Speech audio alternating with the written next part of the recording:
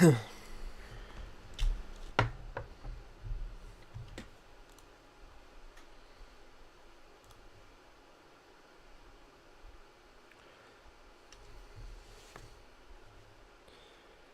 Hello. Yeah, the moustache is coming in nice. It's quite long now. Hello, Hyper J. What a time to be alive. What a time to be alive indeed. Live long enough to see Gulf War 3. It's quite exciting. One more Gulf War and it'll fix the Middle East. Don't worry, guys. Don't worry. And a crazy couple of days to be... It's typical when you go away. It's typical that you end up... Yeah. You go... you go away and you can't stream and you just happen to be away. But what can you do? Hello everyone. Hello, it's Jova. What's Jova? The world? Or because I don't know that the world's over, but feels like America is going to join the strikes on Iran. I'll have to see how I'm doing today, because obviously I've not streamed in a while, so I might come across as a bit like, wow, I finally caught a live video. Lucky you. It's going to be an unbelievable live. 5 or 6 including Somalia. Well, Somalia wouldn't be included because it's not the Gulf. So, the Gulf War is 1991 is the first Gulf War. Second Gulf War is like 2001. And then, because you could add a lot more. Good to see you back. Hello, Terra Trove Tales. I have to go fix a printer. Don't say anything interesting. Well, I'm sorry. Obamna indeed. Sorry, my fan is really loud. Not even my PC fan, my other fan, because it is boiling in the UK. It's like 27 degrees today, so I'm roasting. And I know some of you will say, well, that's not that hot. I live in the UK. American here, I don't want to join. I don't think you get much say. America is, I'll ask your mods to stop banning us from chat. I mean, well, it depends what you're doing. If you're saying something anti-Semitic, if you're doing something which I deem to be inappropriate, then you will be banned and removed.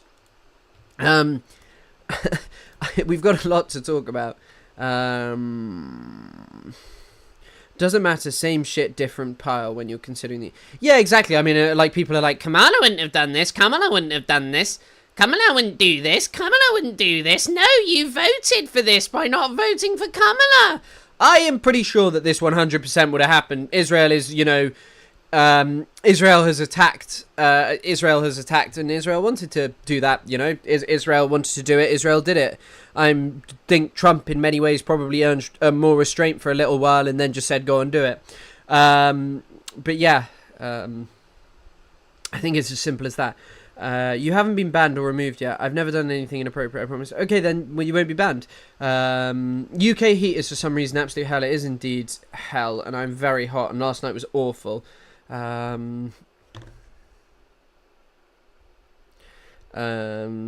only ban people who spew Zio propaganda / apology.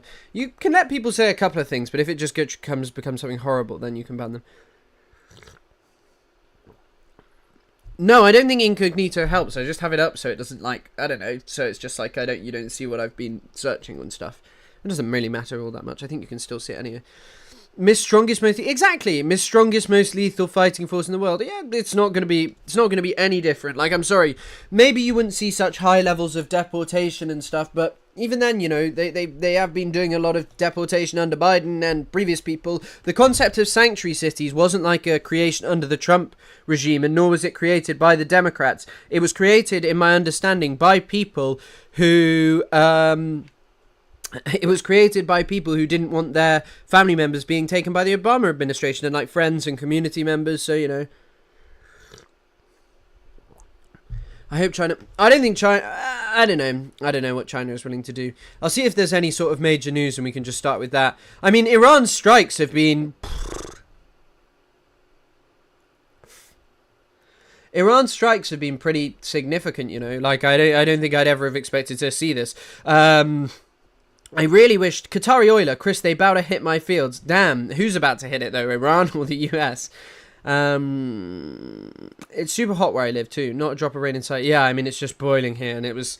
Last night was a bit of a difficult one. Just because, obviously, it's hot, and you're in bed, and you want to sleep, and all the windows are open, and there's loads of noise, and blowing, and just... Oh, God. So I'm a little tired. I wish I could have streamed on last Friday, because that was fucking crazy. I would have done like an all-night stream. But can you imagine the reactions to just watching Tel Aviv just getting shot? Like, probably someone might clip this, but like, I just, it's really hard to sit there and feel sympathy for like The same people who've gone like, actually, there is a base under the hospital without any evidence. No evidence. And you know what?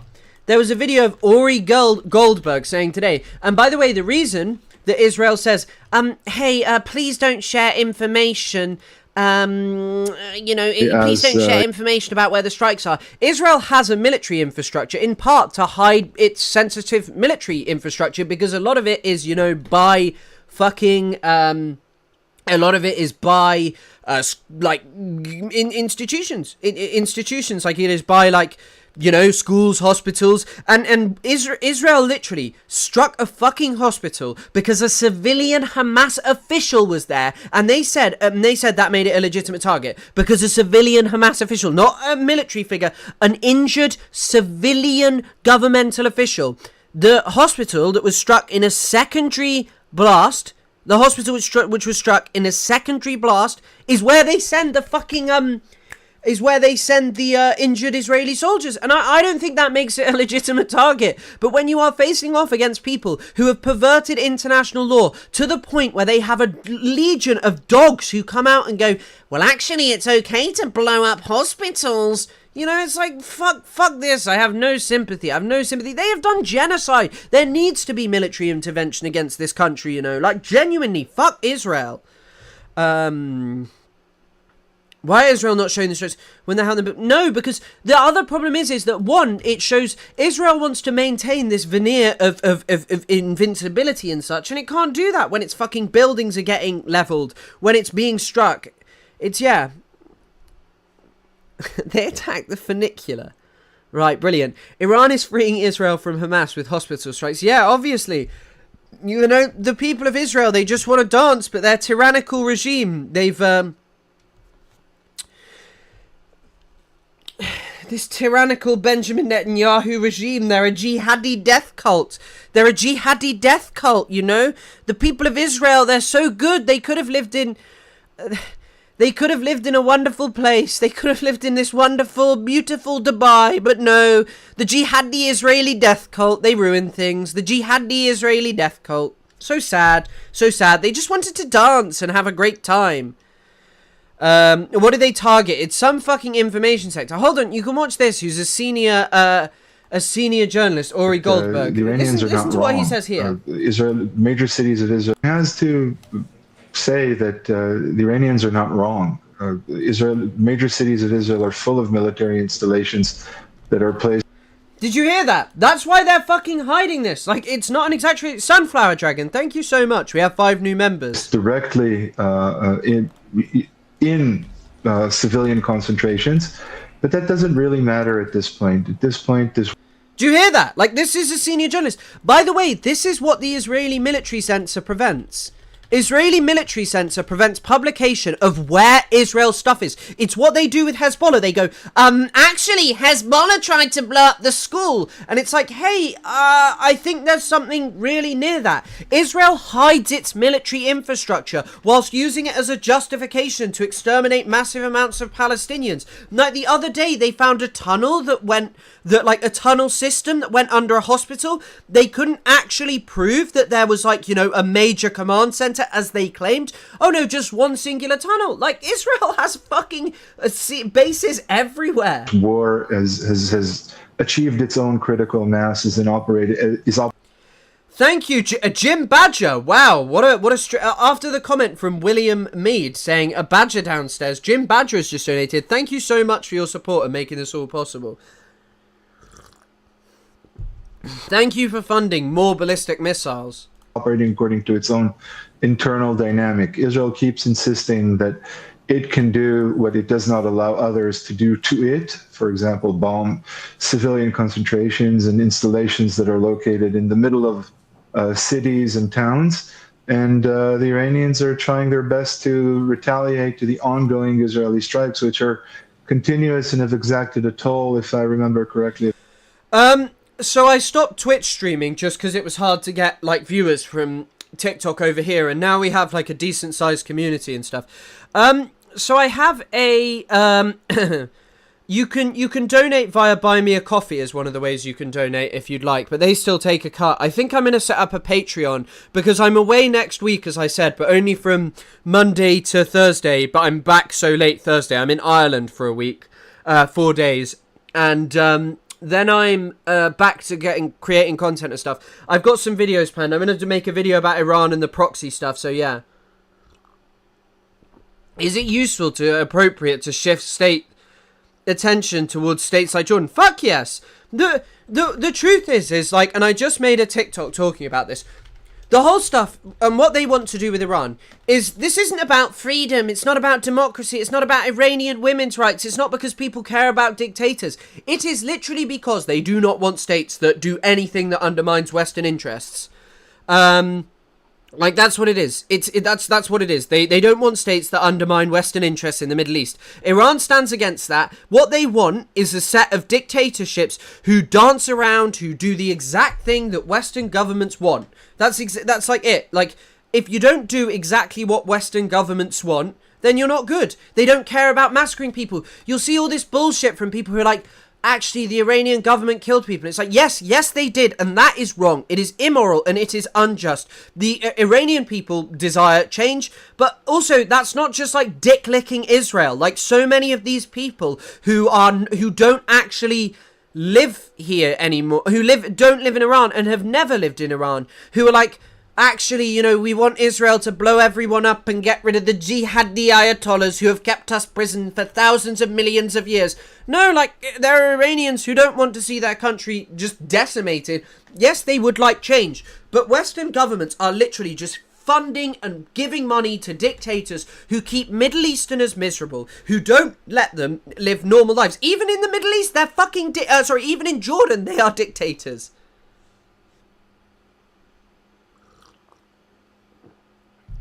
Right, and the song goes on. Are you going to give an example of how we can fix this?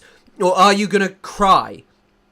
Drunken Donuts, like destroying the Jordanian government, undermining Western imperialism in the Middle East, is not an act that is going to be undertaken by me alone.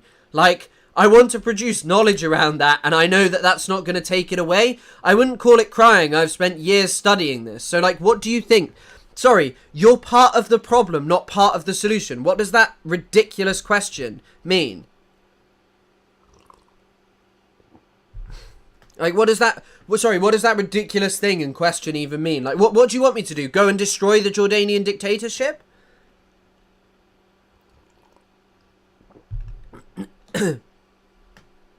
Regime change are also slim, while Israel and the West... Exactly! As long as Israel and the West remain active in the region, who fucking cares? Who fucking cares? They're not looking for positive things.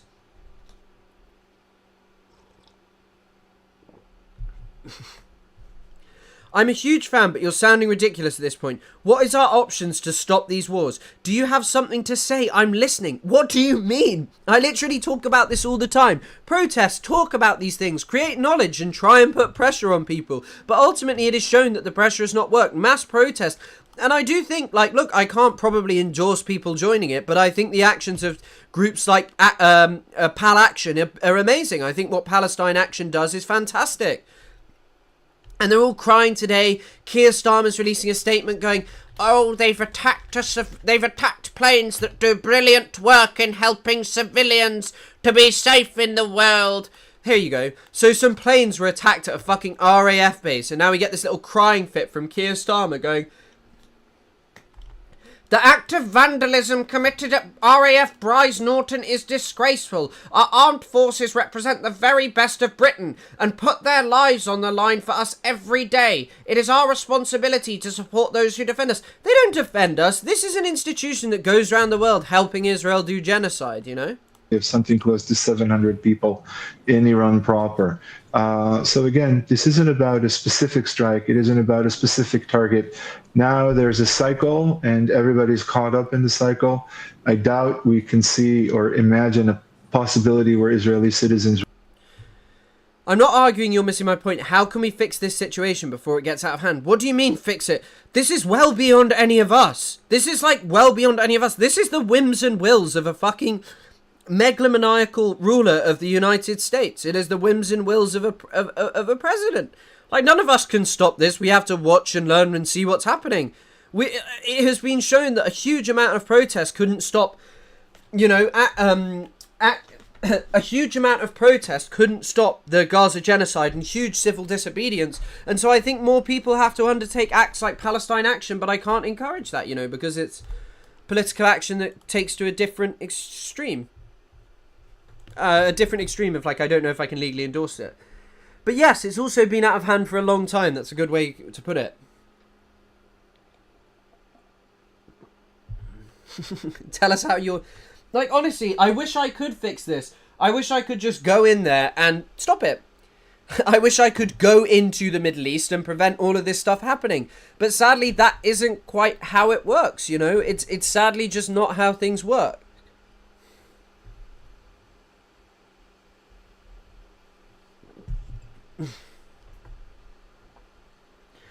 Boycott, protest, vote. Unfortunately, that's all there is. But even voting feels like a futile task, because what do? You go out and you vote, and you can choose between Donald Trump or you can choose between Kamala Harris. Kamala Harris, whose party facilitated the genocide, and, their government did nothing about it for months on end. Or Trump, who's like, hey, I'm slightly more genocidal openly, but we're just going to do the same thing, So it's kind of this very difficult thing of, I wish I could do more, I wish I could. Okay, great, you want more violence, that's disturbing, focus on getting your head. I don't want more violence, like, I'm not sure what you want. I don't know what you really mean by that. That's why we need to... Well, I hope that there's some party emerges in the UK, and I think there probably will. I hope that there is, and there will be one that comes out, but I don't know. I don't know that there will be. It's, yeah. Also, by the way, people, I think I wanted to announce it, and now there's more people in. We finally set up a Discord that you've all been begging for. There's a Discord now, which people can join if you want. But yeah. What is the best move here? Don't be stupid. Hello, Noor. Yeah, it's nice to be back, aside from trying to explain how I myself should stop the American government from doing genocide, and, like, trying to do regime change. Do you think the world is Disneyland? Yes. Yes, I think the world is Disneyland. Yeah, you can link it. You can link the Discord. But yeah, no need to ban him. Exactly, there's no need to ban. The Discord is about to be linked by people. Hello, Tony Soprano lover. I vote banning Drunken. I'm not going to ban him, what's the point? Bro is a little bonkers, I'm afraid. Well, that could be about either of us, and I definitely would say, like, I am a little bonkers, but, like, who cares? Like, it doesn't feel great, sitting there and, like, feeling fucking happy when Israel gets struck, but, like, you've reached a point where, like, this is a genocidal state where every facet of Israeli society is genocidal. Let me show you something, actually. When they're like, actually, the head of the hospital, he's Hamas. There's a photo of him with Hamas. Oh, he's evil, so kill them all. Let's do a little reading on the Israeli medical center that was struck recently. So it was called Soraka. Israeli medical establishment now unabashedly advocating eugenics policies. It should be eugenicist, I think. Eugenicist policies towards the country's non-Jewish population. So this is the director of the cardiothoracic surgery department, Gideon Sahar, proposing fining Palestinians who have more than 4 children. What is it? What is it? Like, what is this shit, This is a guy who's saying Palestinians should be fined for having high birth rates, and this is the head of medicine there. Hold on, let's see the video. אני רוצה לשאול לגבי העניין הזה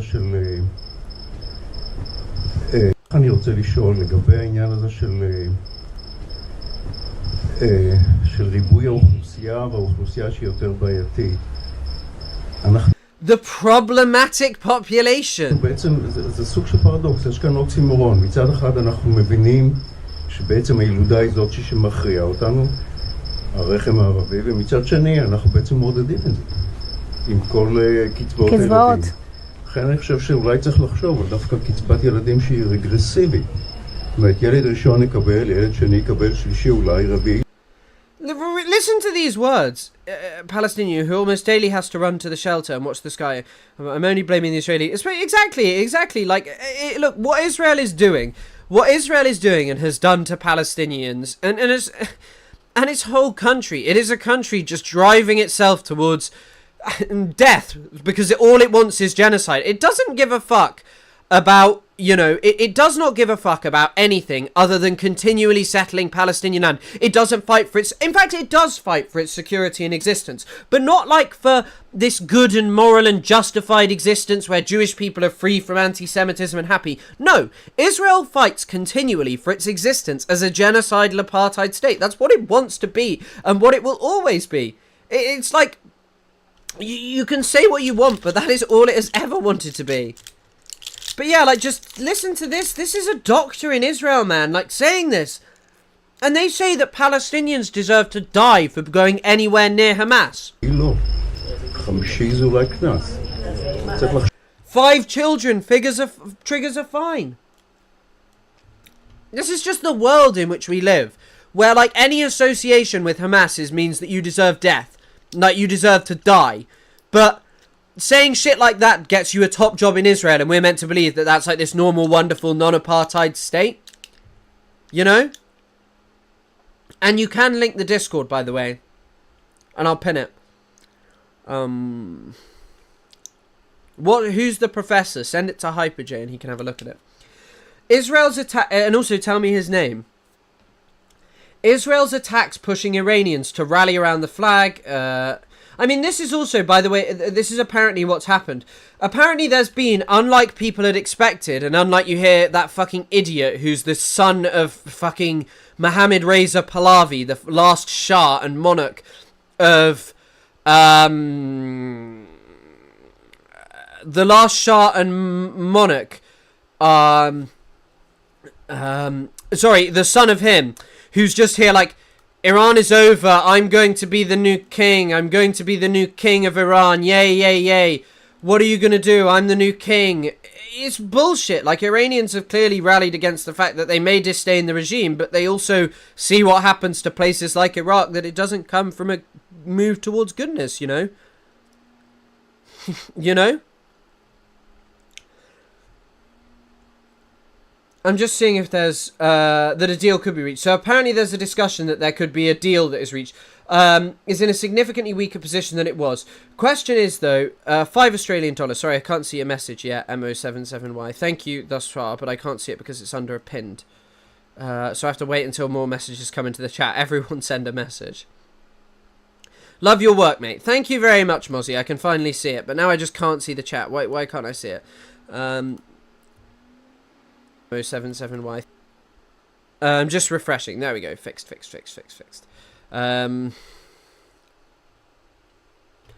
But yeah, the question is, though, can the Europeans get the Iranians to engage and then take whatever is discussed to the US in particular, and whether the US is willing to engage with that? I don't know if Iran will make a deal. I mean, yeah, Iran has experienced some quite strong strikes, but, you know, who knows? Like, Israel clearly didn't manage to destroy the nuclear facilities in the way that it had hoped. Like, Iran, you know, it's now begging America to come and do its dirty work for it. You know? Don't worry at all, Mozzie. Mo77Y. I don't know why I'm calling you Mozzie. But thank you so much.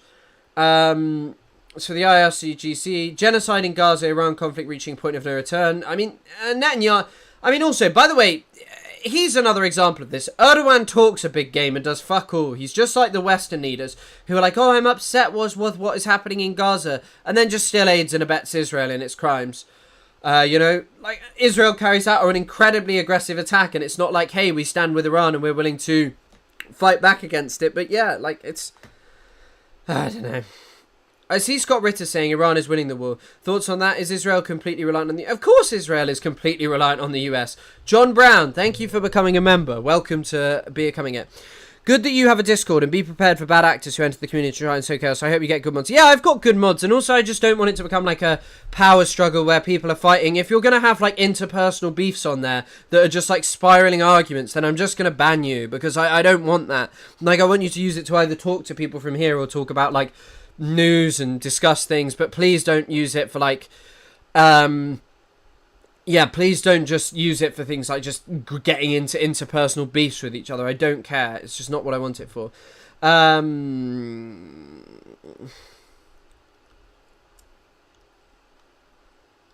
Apparently they're not even aware of any damage at Fordow, which is in Isfahan. 4 buildings were damaged in last Friday's attack: the Central Chemical Laboratory, a uranium conversion plant, and the Tehran reactor fuel manufacturing plant, and the enriched uranium metal processing facility, which was under construction. No increase in off-site radiation levels was reported. The Khondab heavy water research reactor under construction in Iraq was hit, as the reactor was not operational and it did not contain any nuclear material. So there's just, yeah. So the UK is withdrawing embassy stuff. I think America is going to strike, by the way. I do think America is going to strike. Exactly, Adrian. I am live with Adrian with a new moustache. Back with a brand new moustache.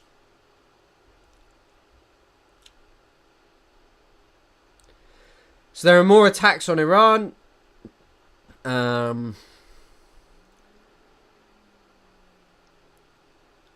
Israel seeks genuine efforts on Iran's nuclear capabilities from Friday morning's. I mean, look, Iran clearly didn't have a weapon, as people have said. They've said over and over again. Oh, the US government says, oh, Iran is going to have this nuclear weapon, and they've been saying it for years, and they don't have it. And then Israel carries out a ridiculous set of strikes that are a major aggression.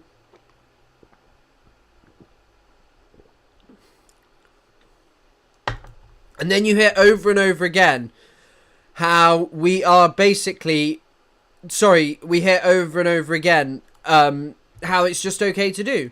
He's the peace candidate. I know, that was the biggest load of bollocks in the world. Trump was never the peace candidate. Neither of them are the peace candidate. The only peace candidate is no one being elected, or the state of the American government just dissolving itself and working towards something that is actually democratic and accountable. That's the word I'm looking for. But yeah, I mean, look at the propaganda Israel is now doing.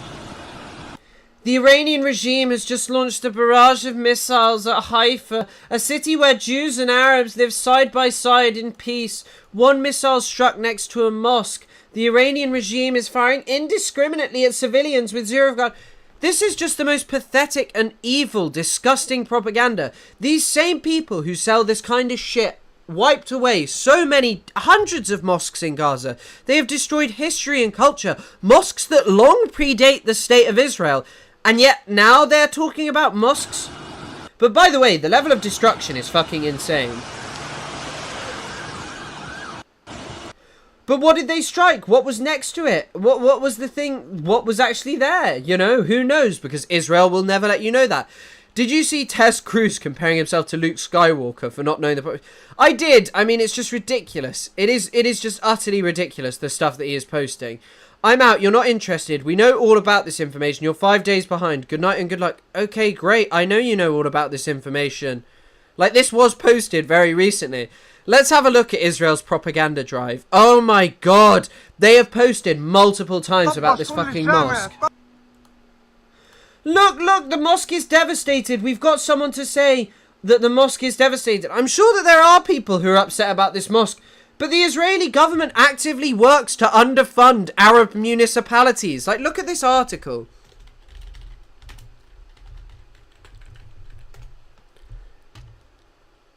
This is from 2023. This is their fucking finance minister. Israel is annexing Palestinian territory in the West Bank. كل الشبابيك اتطحنت اللي الله بحبكم حداش كان هون ابوي كان هون تعور راجي. But I doubt that any of these people as well in the video would want their video being used for propaganda like this. Like, it's literally just Israel using this as propaganda. It's what they want. Like, they don't give a fuck about mosques. They don't give a fuck about anything. They have intentionally destroyed mosques and intentionally massacred tens of thousands, if not hundreds of thousands of Muslims, Palestinians, because they can, because they hate people. Because they hate these people and believe that they should be expelled. Ahoy from the north, Chris. Enjoying a chippy tea whilst watching your stream. Very nice. I've just been by the I've just been by the sea enjoying multiple chippy teas. But yeah, like all of this fucking propaganda with children. Like these are the people who have massacred how many children, you know? How many children have they killed? Just over and over again, killing child after child and justifying it.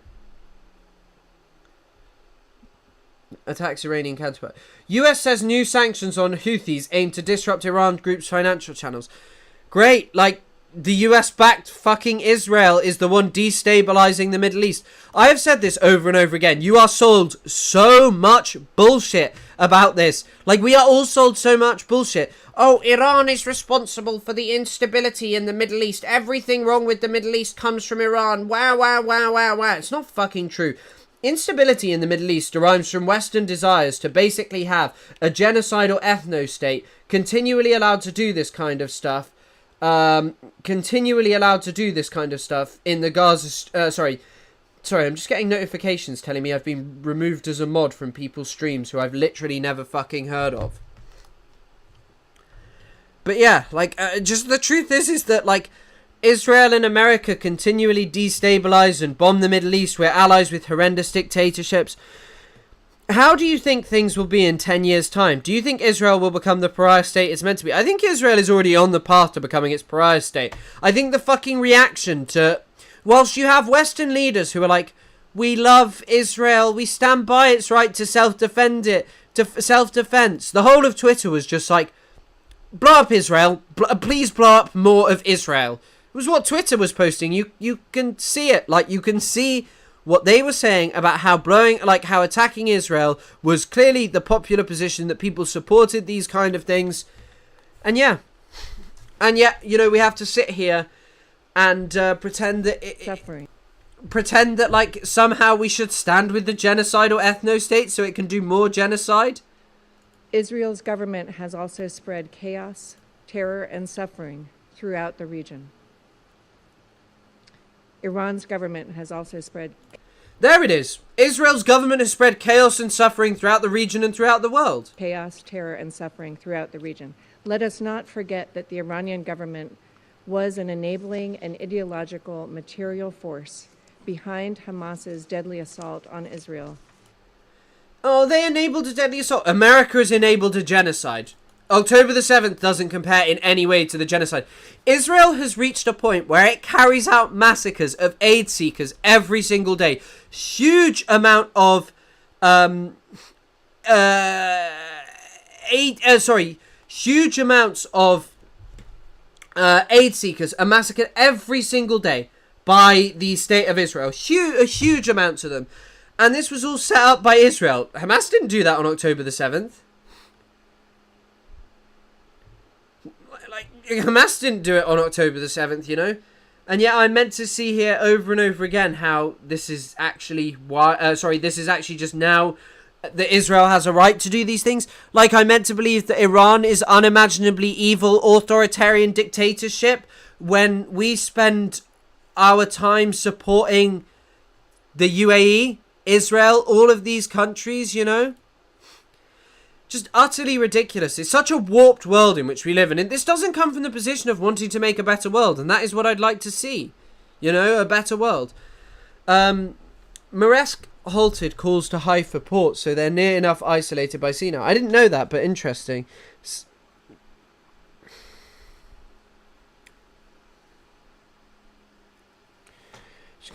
Exactly. That's like the thing. Like, Israel has carried out a genocide. Like, it's as simple as that. There is no comparison between anything that Hamas, Palestinians, Iran, any of these people have done. Israel has carried out genocide. Israel has done genocide against the Palestinian people. It's as simple as that. And then you hear... And then you hear things like this. This is like...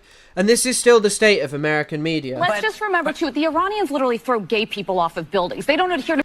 Like, it's just the same shit repurposed. It's just Orientalist shit, like, we should kill them and change their government because they throw gay people off roofs. Who throws the gay people off the roofs?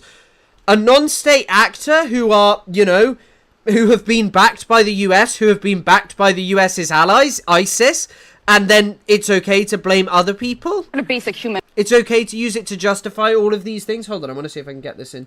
Listen, Right? here's the thing.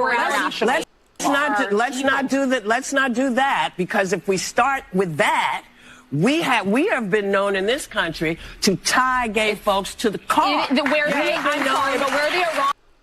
regime is today in 2025 is nothing they used compared to to the just United keep States. hanging black people. So It is not even this. This lady's based. I don't know who she is. Same. I couldn't step Oh, foot no. during this. Wait. That's not what you mean to say. It is the same. No, it's not. The year 2025 in the United States is nothing like if I step foot wearing this outfit in Toronto. Listen, Killed for I'm sorry. Well, they wear like listen, no, I can't have my hair showing. I can't wear a skirt. I can't have my Understood. arms out. I'm telling It is Whoopi Goldberg, is it? you, as a I literally said it was up to the Iran. This narrative will always sell because Westerners want to feel better about their genocide. I knew it was Whoopi Goldberg, but I didn't want to get it wrong. And people. yes. But this narrative will always sell because Westerners want to feel better about themselves. Westerners want to... Westerners want to feel better about themselves. Like, that's just the truth of it.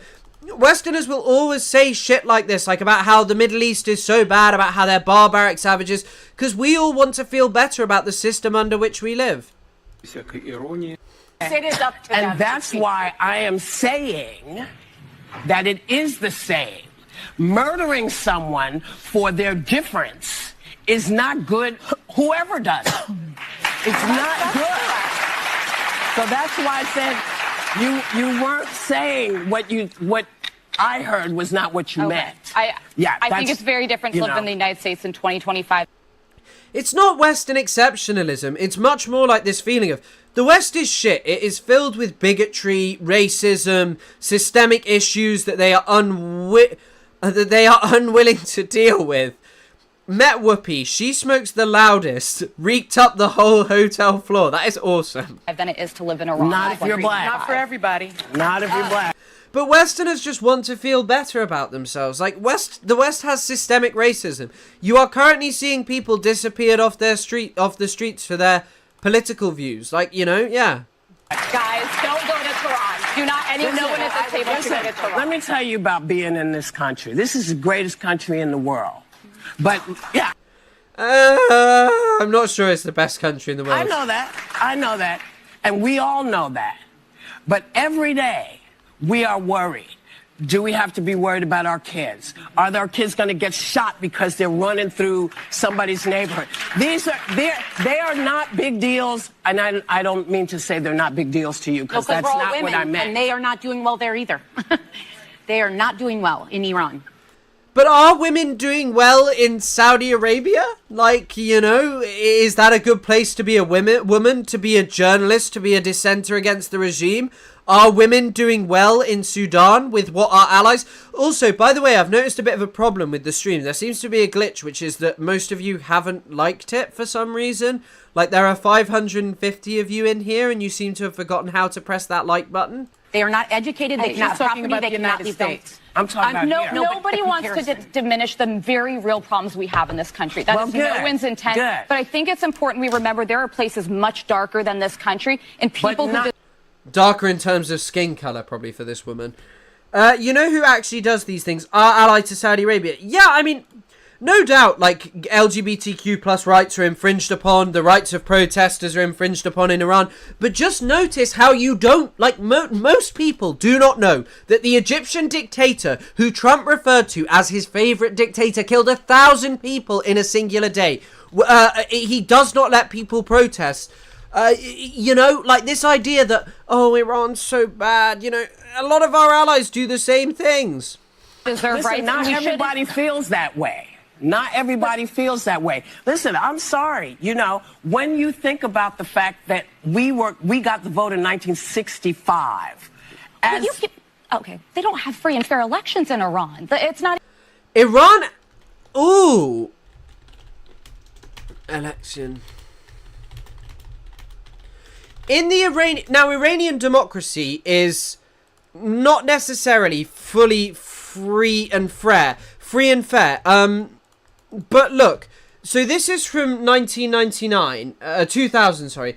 They talk about this, many petty social restrictions. The atmosphere surrounding the current parliamentary election campaign is notably freer than the last time around. Iran has freer elections than, say, Saudi Arabia. It pays more notion to the concept of democracy than, say, Saudi Arabia or the UAE does. The UAE has no democracy. The UAE literally has no democracy. And people view it as like this dream state that we want to live in. And you have an American government who you know, doesn't, Trump wants to fundamentally tear up democracy.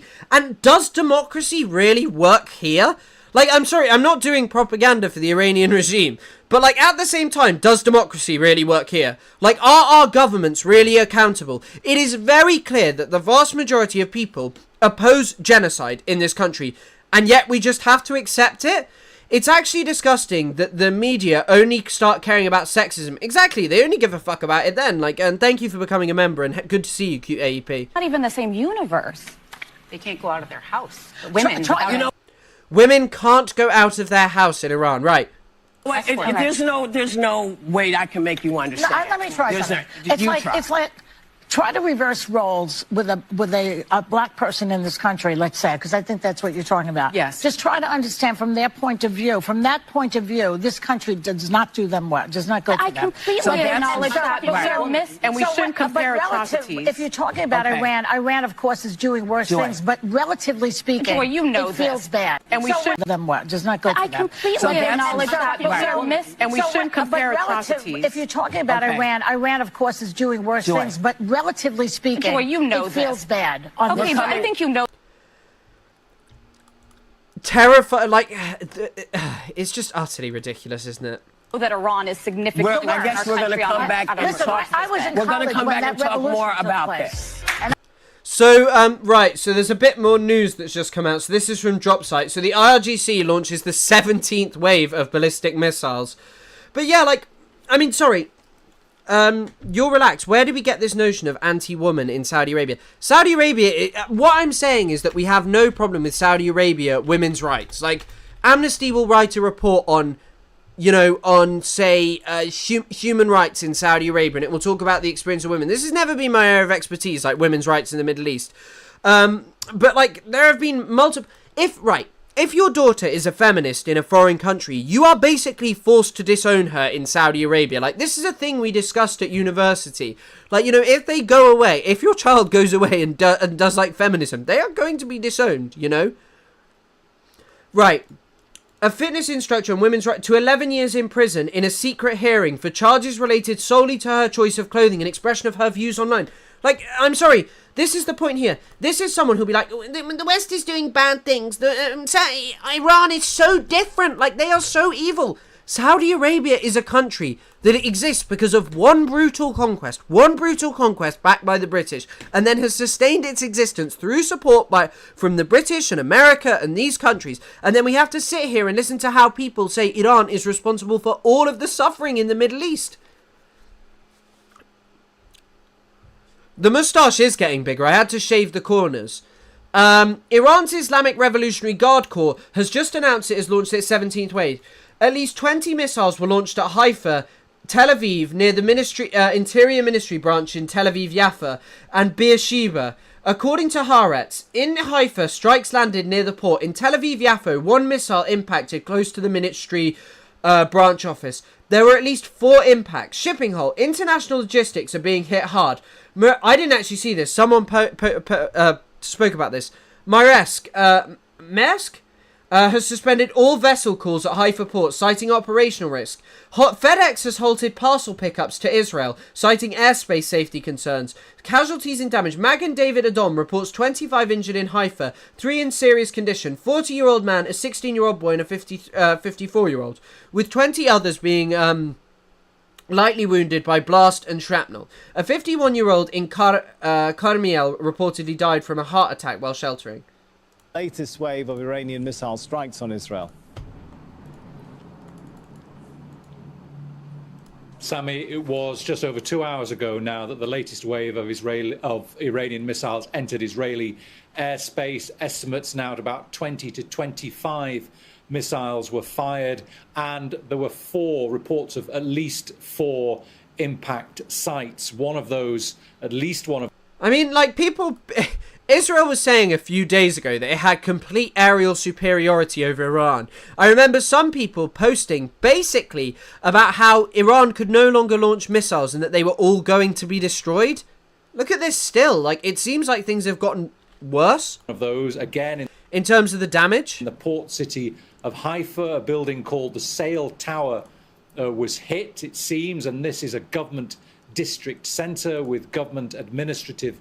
And by the way, Israel who's justified this over and over again, like striking government buildings. Offices in it. There are reports of 17 people wounded just in Haifa, 3 of them seriously, 20 wounded across the country, and we're hearing that one woman has died now after having a heart attack in one of the shelters following this latest raid. The Israelis saying that they believe one of the missiles that was targeted on the south actually contained cluster munitions. This is the second time they've said one of the missiles had cluster munitions, and they're saying that because there was a wider area of damage from that missile. When cluster missiles explode, detonate. Genji, thank you for becoming a member. Shout out. They send smaller missiles around about an 8-kilometer radius of the target area as they descend to the ground. They're also much harder for Israel's defences to intercept as they fall to the ground at a lower altitude, Sammy. And Bernard, are we seeing the Israeli rhetoric now hardening even further with the National Security Minister Itamar Ben-Gvir talking about Hiroshima and Nagasaki? And we've also had Israel Katz say... Truly one of the most unbelievable statements I think he's about to mention, which is him saying that Khamenei has no right to exist. That he's ordering the... I mean, yeah, I saw this. I mean, I'm sure that the Iron Dome has more missiles because they have the biggest country in the world, the one who spends the most on military firepower backing it. But I did hear that apparently the THAAD interceptors are really expensive to manufacture and are being sent out like they just don't produce that many. He's the defense minister ordering Israel's military to increase attacks on regime targets in Iran in order to undermine the regime. He says Israel must bring about the widespread evacuation of the population from Tehran. Like, it's just sadistic. Like, listen to what they're talking about. They're doing a widespread evacuation. People being displaced, by the way, is not just something that's like, okay. Like, kicking millions of people out of their homes intentionally so you can destroy one of the most historical cities in the entire world. This beautiful place filled with all these wonderful things, so you can destroy it, is not normal. This is a settler colonial state, This is a settler colonial state that was implanted by the fucking British, and all it does is genocide to expel more people from Gaza.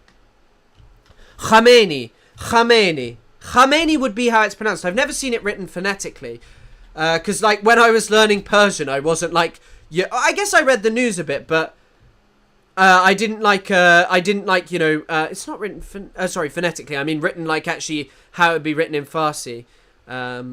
Ayatollah Ali Khamenei.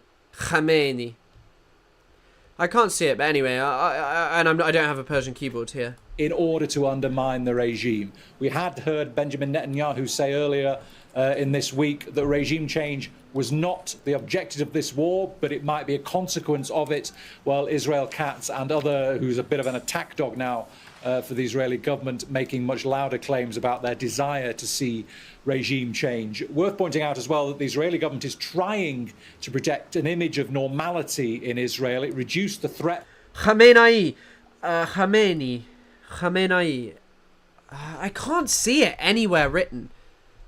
Like, normally they have them written in Farsi. Hold on, let me just do translate. I wish I had a Persian keyboard that I could type on. You could watch me type so incredibly slowly because I've never used one before.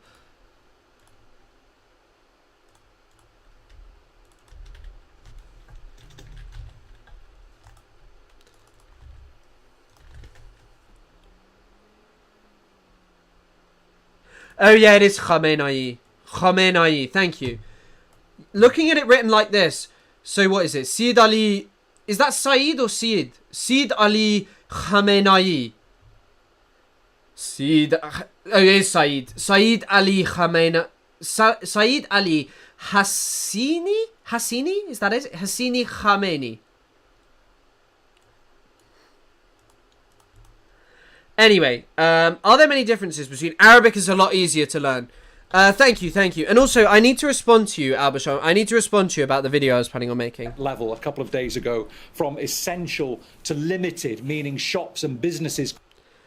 Stutter, my name is written, how'd you get it wrong? What do you mean? ...could reopen. من یک کمی فارسی صحبت می کنم. یک کمی، فقط یک کمی. و همچنین برای 2 سال هیچ فارسی صحبت می کنم. به این دلیل من فارسی هم یک کمی بد است. Love the channel. Saw a Zionist propaganda channel called The Enforcer is cheering the US going to war with Iran and even calling out conservatives who don't want to get involved. The truth is there's loads of money to be made in this. When all these people go, well, actually, we're going to spend loads of money going to war with Iran.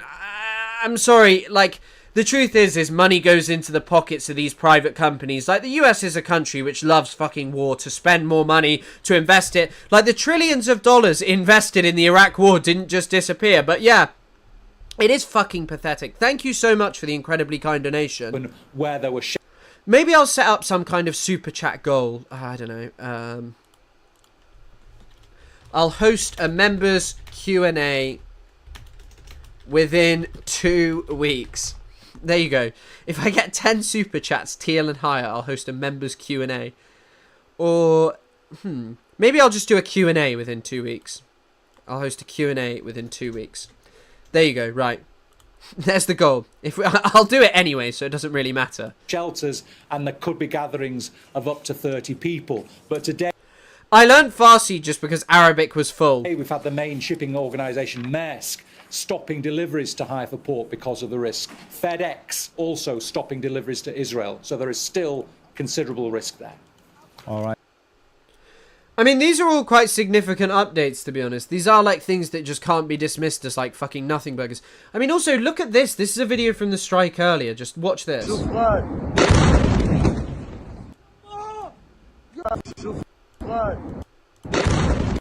Look at the size of that. Look at the size of that. It is utterly ridiculous. My accent is from south of the UK. So that's kind of what it sounds like. I mean, here are more photos. So this is Tamara posting them. Where's this?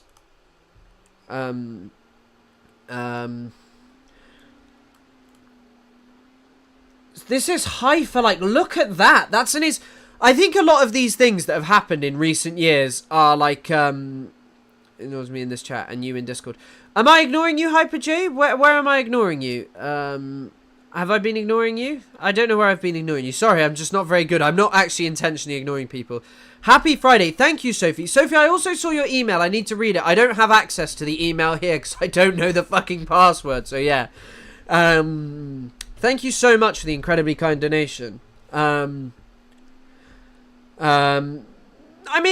mean, seeing a scene like that, you know, you don't want to see them in Gaza. You want to live in a world where people aren't being struck. But, like, Israel is doing genocide, and it's so hard not to be like, hey, it's really hard to not feel some kind of... like, hey, I can't feel much sympathy for the people who've done genocide and torn apart culture and everything for months now. You know? But, like, the scenes of destruction are... And they did the same in Lebanon as well, by the way. Like, it's not just like one place. How did lobbyists take over the USA? I'm not good enough on this, but if you want to learn a lot about it, Blowback is really good on this. Yeah, if your friend sounds like me, they probably are not from... Actually, you know what? No. So, a family member of mine is a northerner. Like, they should sound like this. They should sound like, Newcastle, mate. I grew up in Newcastle, mate. But they actually now have, like, no accent because they've lived here for so long. Big fan of the moustache. Any idea of what's written about the legitimacy in the sense of the Samson option? I have never researched the Samson option. Well, thank you, Luna from us. But I don't know. I don't think...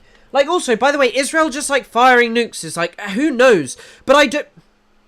Truth be told, what is more terrifying about Israel, right, is there are, like, millions of people in the state of Israel who are not interested in giving over any land, that they are ideologically committed to Israel consistently taking Palestinian land, and any land being given back to Palestinians is seen as an affront to God. And this is a decent proportion of Israel, so actual peace happening there is insane. Now that the US has the possibility of being involved, I'm seeing a lot more regular people finally caring about Israel's war crimes. I don't know how I feel since it's almost... Exactly. Well, I mean, people also... I spoke to Noah Samson about this. People are also fucking feel a certain way about it because they're worried that their family members will be sent over to fight some war where America won't achieve anything, where America will just bring chaos and destruction to the Middle East.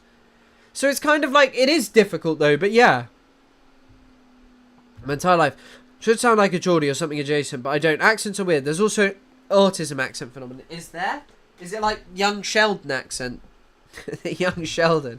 This is a report on what is... So this is from Seymour Hersh, a very senior journalist, who my friend told me broke a lot of stories on... Actually, Tony Soprano Lover told me, broke a lot of stories about Abu Ghraib and things like that, you know, war crimes and such by American soldiers in Iraq. When the Americans were in Iraq doing regime change and doing away with the evil Saddam Hussein. This is a report on what most likely is going to happen in Iran. As early as this weekend, according to Israeli insiders and American officials I've relied upon for decades, it will entail heavy American bombing. I have vetted this report with a longtime US official in Washington who told me that all will be under control if Iran's supreme leader Ali Khamenei departs. Just how that might happen, short of his assassination, is not known. There has been a great deal of talk about American firepower and targets inside Iran, but little practical thinking, as far as I can tell, about how to remove a revered religious leader with an enormous following. Chris, I hate to break it to you, but at least 2/3 of your mods are on the spectrum. That's fine, don't worry. I'd guessed it. You're supporters of the Chris Cunsley YouTube channel.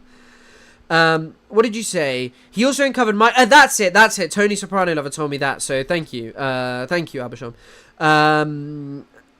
At least 3 of them. USA!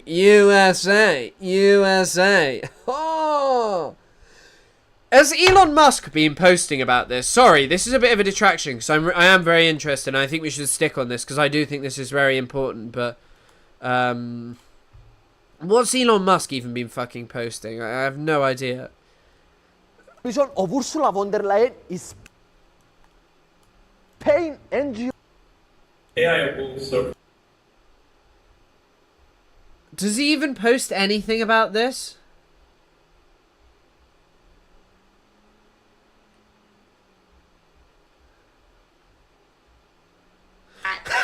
He's posting fucking Jeff Mead. This guy is one of the biggest idiots in the world.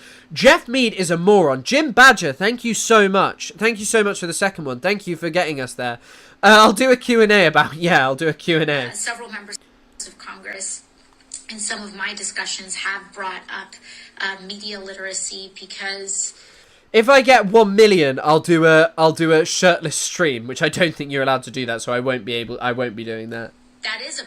I wonder what Jeff Mead has been posting about Iran. I bet it's some of the stupidest stuff you can imagine. Elon Musk loves this guy. Hate that the left feels for Donald Trump has gone so far that leftists are now backing up and supporting Iran. Like Iran. Yes, it's absolutely wild. And this is what I've been saying about many on the modern left that is a problem. The left cares more... This is what I've been saying about many on the modern left who is a problem. ...about opposing Donald Trump, beating Donald Trump, or making him look bad, than they actually care about getting real valuable things done. One of the most important things to the modern left is showing... These people are always so fucking stupid. They've never read, like, a book about theory. And look, I'm not saying you have to read books about theory to be able to talk about or do anything like this. Like, talk about whatever you want. I don't care. But please stop putting on these fucking, like...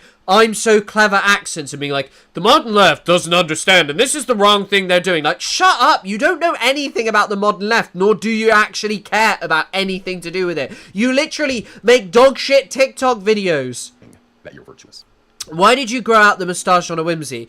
I mean, I can probably talk about this. It's because my girlfriend said, hey, it would look good if you had a moustache, and I haven't grown one out since I was a lot younger.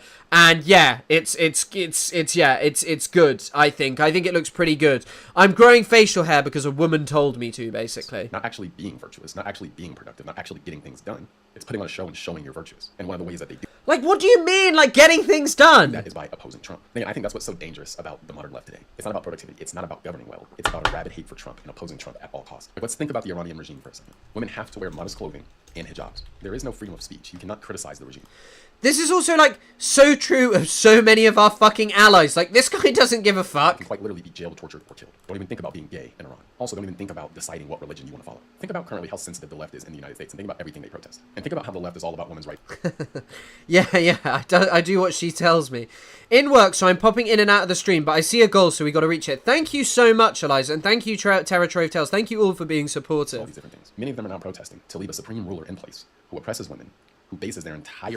It's literally like, these whole talking points are literally for people whose IQ is room temperature. Like, they're out on the streets. It's like, no, they are out on the streets because Western imperialism is pathetic and achieves nothing and has brought chaos and destruction and misery and backs up oppression and tyranny. You do not care about these things at all. Your belief system off of religion and whose country regularly... America is... Thank you, Chris's girlfriend. You are my best friend. Indeed, indeed. But yeah, like, here you have this guy. Sorry, what did he just say? I was just... whose country regularly, or whose regime chants death to America. Bases their entire belief system. Did any of you see that fucking deranged post from, what's his name? Mike Huckabee. That's like, God has told me it's a good time to strike Iran. It's like, hey, this is fucking mental. Like, how much of American politics is based on the whims and wills of religious fanatics? Like, you sit here and say these things. And it's just utterly ridiculous, you know. It is utterly ridiculous. And, let me see if I can find it. I'm just going to go through my thing of finding it. What I'm looking for. And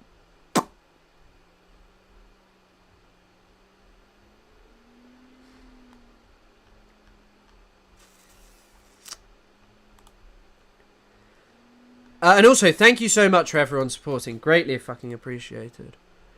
Thank you for making, like, doing this possible. First of all, the aftermath of the latest wave of Iranian... Sorry, I'm playing something by mistake. I'm just trying to see if I can find what I was looking for.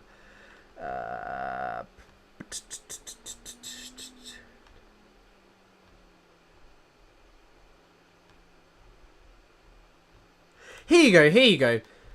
Mr. President, God spared you in Butler, PA. Like, these are fucking religious fanatics in charge of the most powerful government in the entire world. Like, hey, this isn't normal or acceptable. And you say, like, you cry about Iran and the influence of religion in the country. The whole point is not leftist politics running to defend these people. The whole point is people, like, basically sitting there and saying American imperialism is wrong. Off of religion, and whose country regularly... My day is fine. I had a long drive earlier, and I'm getting back to streaming, so sorry if I'm a bit everywhere, but yeah. Regime chants death to America, and wants to acquire nuclear weapons. Again, like I said, many things... They want to acquire nuclear weapons. They have the nuclear weapons. I sat my white ass down and I listened to Jeff Mead. I sat my white ass down and listened, and I didn't like what I was hearing. Things you see from the left is not about... The Ayatollah's old tweets are very funny. I guess we can pull them up. Making sense. It's about feeding emotions, feeding people's delusions, and or opposing Trump. And until that... I'm from Arkansas, where Fuckabee was gov. My grandma knew I liked history and signed me up for Fuckabee's US history propaganda on DVD. Oh god, these people are insane. George Bush spoke about a crusade in the Middle East. Like, these people are fucking deranged. Like, I don't care about fucking death to America much more than I care about the Israeli government talking about killing hundreds and hundreds of people. Hundreds of thousands of people.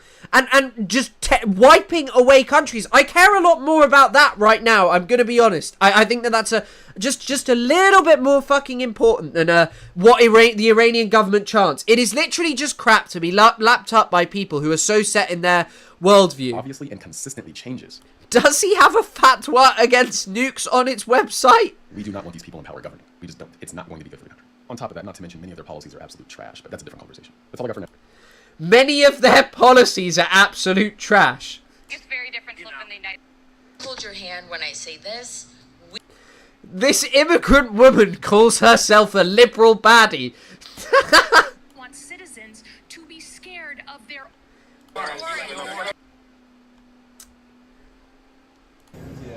What's he reaching for?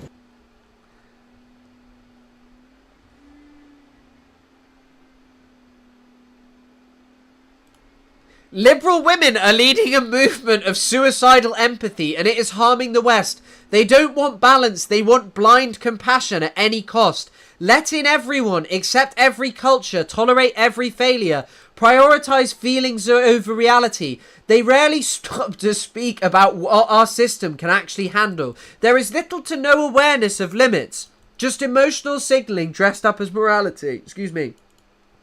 They have been taught that virtue means surrender, and they are spreading that message everywhere, in schools, in media. I mean, like, this is just shit. This is just shit. It's just shit written by an idiot whose literally only appeal to people is that he is black and says things that they want to hear. Like, that's it. He is black and says, I am a conservative. That's what people want to hear. I'm sorry, if you think otherwise, you're a fucking fool. And here it is. Biggest threat to Western civilization, Islam.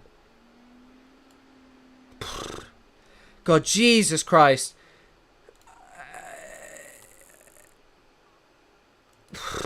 I think there should be only a certain amount of slop that you're allowed to post before you're just arrested for slopaganda crimes. This guy would certainly be in prison for them. I'll see if I can find the Khamenei tweets, because they are very fucking funny. Khamenei. Here you go. This is actually a really base tweet. I am going to be honest. This is a very, very, very base tweet. And it is fucking true. However you feel about the Iranian government. And of course, in many senses, how the West uses, Iran to whitewash its images. Yeah, the Iranian government is guilty of this too. They celebrate a day for abolition of slavery, but such crimes are committed against the blacks. Hashtag Eric Garner, hashtag Trayvon Martin, hashtag Black Lives Matter. He should also note Jeff Mead in this, just because Jeff Mead is a crime against all people. And he's probably backed in some way by some horrible institution involved with the US government. Or maybe not. Maybe there's just enough idiots in the world who adore cretins like him. But yeah, either way, like, this is a funny tweet, because it is true. And also, by the way, the same genocidal racism that killed George Floyd, I think Yahya Sinwar said this, the same racism that killed George Floyd is the exact same racism. Like, there's no difference between Orientalism and racism. Both of them are racism which treats the other as substantial. They treat the other as this monstrous person responsible for all ills in the world. And different and completely, and completely differing. And completely different from us in a way that we are not.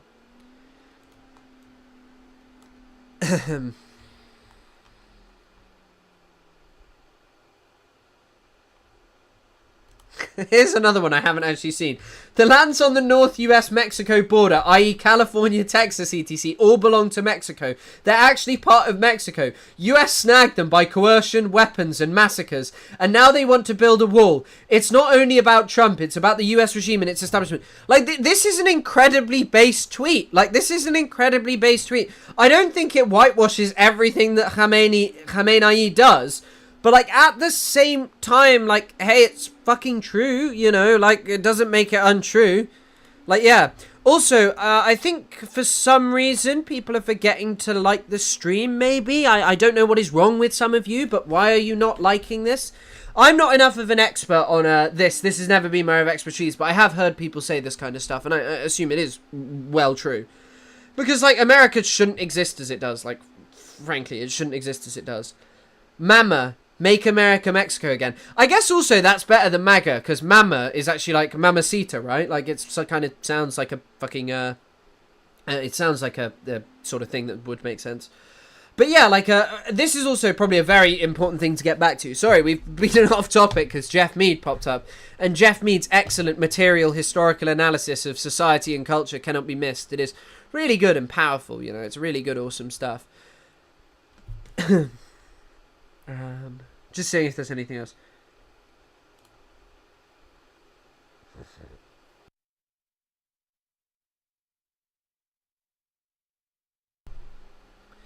Yeah, liking the stream does make you smarter. Who showed you these words? What words? Not the mamacita drop. Mamacita, Sita. But yeah, this is a report on what most likely... So this is Seymour Hersh, as we established, very senior journalist, talking about what's going to happen. And they're basically discussing in the first part that we've kind of missed...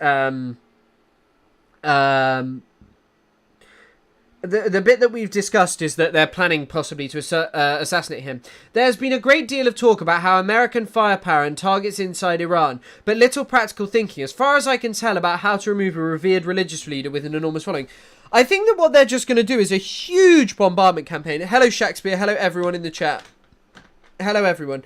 Are they prescribing Palestine action?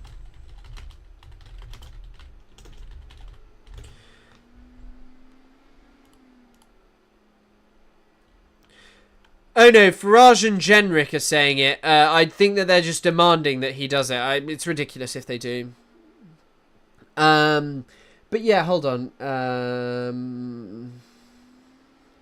I have been told the White House has signed off on an all-out bombing campaign on Iran, but the ultimate targets, the centrifuges buried 80 meters below the surface at Fordow, will, as of writing, not be struck until the weekend. The delay has come at Trump's insistence because the president wants the shock of bombing to be diminished as much as possible by the opening of Wall Street trading on Monday. Trump took issue on social media this morning with a Wall Street Journal report that said he had decided an attack on Iran, writing that he had yet to decide on the path. So it does seem, honestly, I don't think it's that outrageous. I think America probably will strike Iran. I know previously I was like, oh, I don't know what's actually going to happen here, but yeah, I think that it's just, you know, I think that it's quite likely that Iran will unfortunately be struck by the US and then nothing good will happen, you know. I don't think anything good is going to happen, unfortunately. I think it will lead to just chaos and a huge bombardment campaign.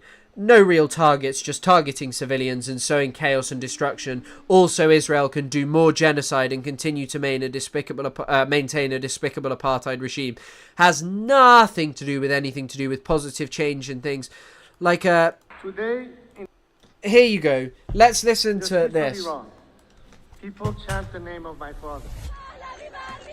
People are calling him. People are calling his grandfather. I can't listen to this because it's got fucking music. But they're saying that they want the Shah back.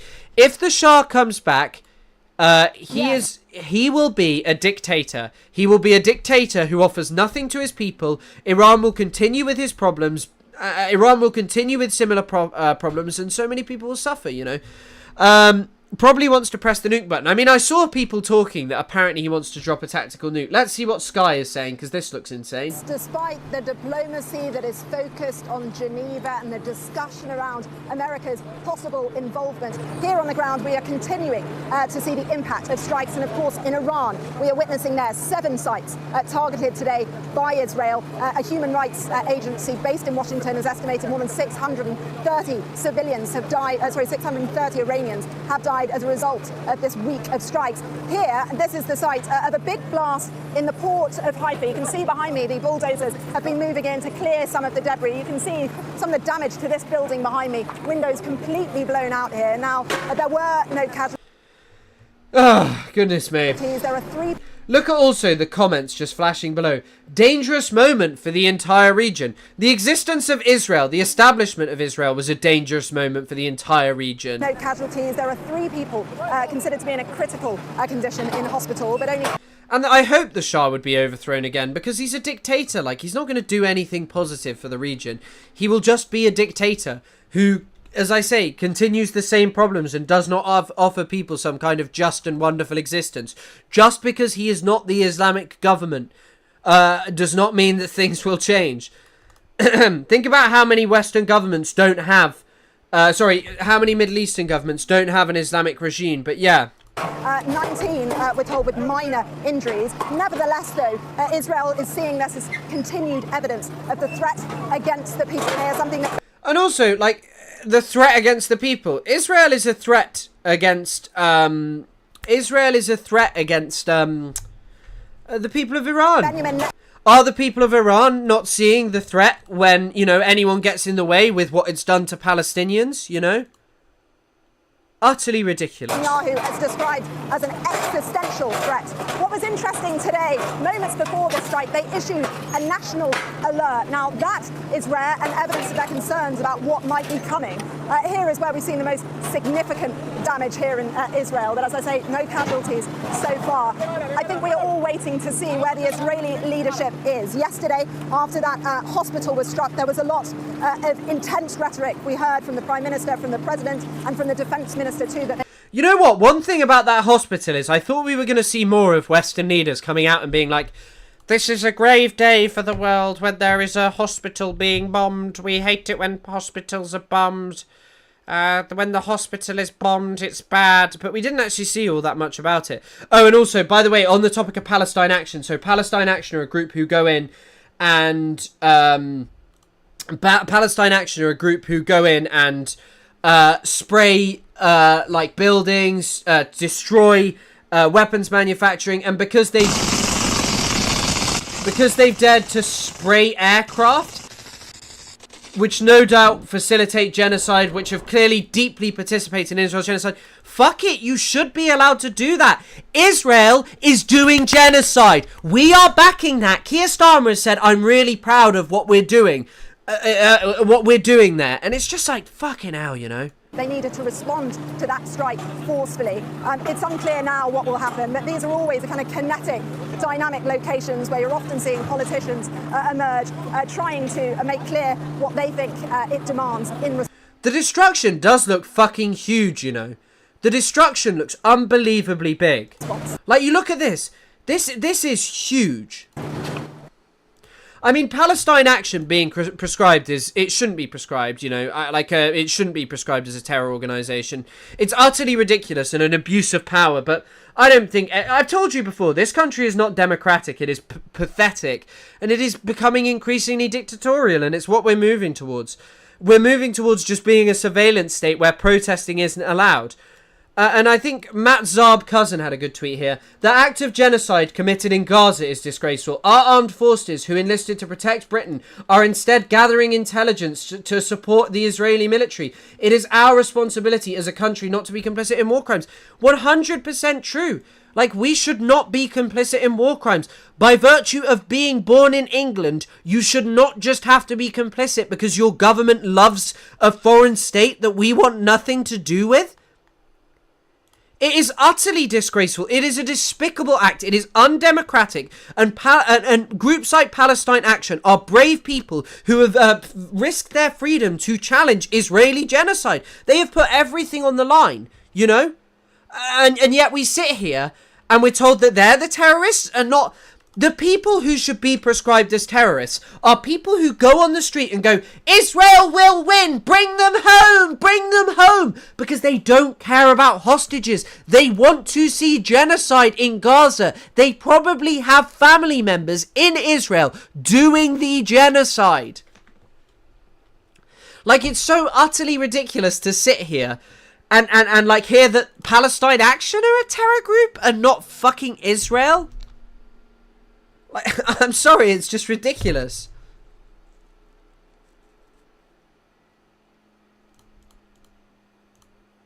Exactly. How am I supposed to believe that the meaning of prescription of a terror organisation has any fucking meaning when it is applied to fucking people protesting? I get it's an extreme act of protest, but like, genocide is far more extreme.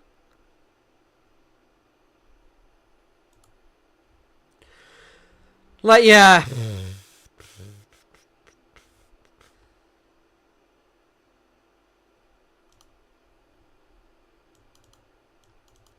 Yeah, by the way, so this is posted by an account which does do a lot of Iranian propaganda, so who knows whether it's true. Jim Badger, you have donated so much today. Thank you so much. Thank you so much. I really want to find this article.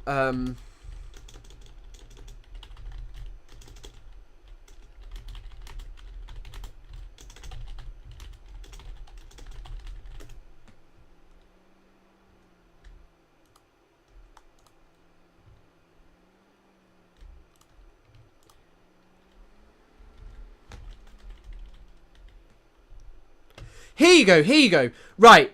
This is from Jonathan Cook. This is from Jonathan Cook. Israeli war tactics criticised. A rights group says Israeli military positions in civilian areas endangered citizens in 2008. Sorry. But read this. The report faced several hurdles before publication. A stringent gagging order imposed by the government since the war and a requirement to submit security-related military material to the military centre means significant sections of the report had to be cut. Anything you are hearing basically about places being struck, I wouldn't believe that it is not true. Like, obviously those videos basically are those videos of, like, obviously a fucking tank underneath a hospital are obviously a joke. But this article has some really interesting reports, and I really want to remember. I think it's Nablus.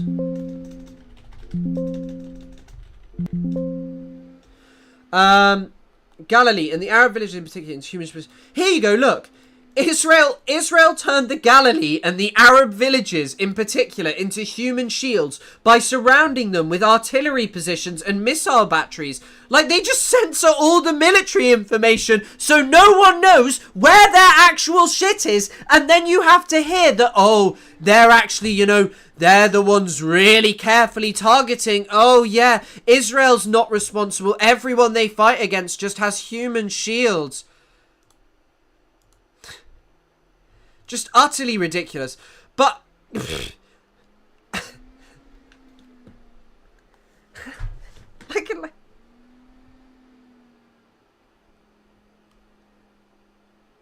why are you saying be duper-dupe?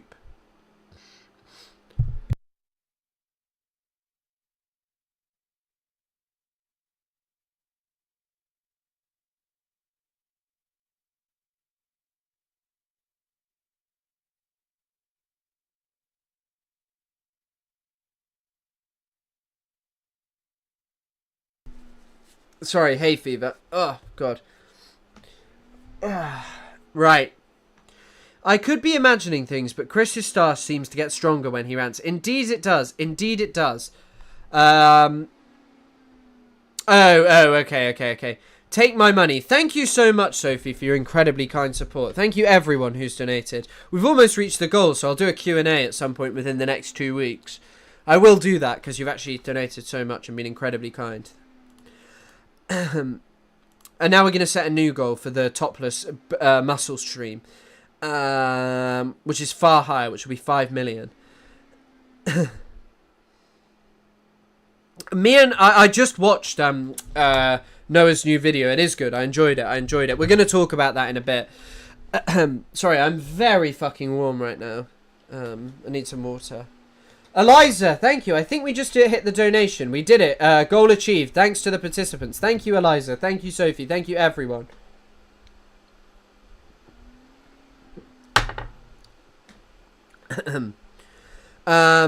When did he call for the mass evacuation? I mean, that's all they've been doing.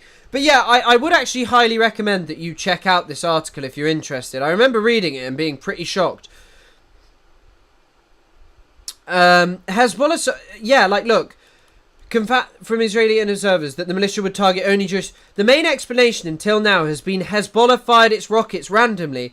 This is also, however, the Human HRA report, Civilians in Danger, says that Hezbollah may have targeted the permanent Israeli military bases, including army camps, airfields, and weapons factories located near Arab towns. And by the way, the other part of this, which is quite significant, is that they hide it, and they also build them near areas where, near where people have less shelters. Isn't that funny and despicable?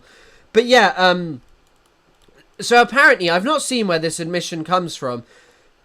Iran successfully launched one single missile and it successfully impacted on Gavyam Technology Park in Beersheba, south of Israel. That is mad to just launch one missile, one Israel. Taylor Lorenz posted, shout out Taylor. Taylor is a fantastic journalist. This location is the research arm of terrorism and crime.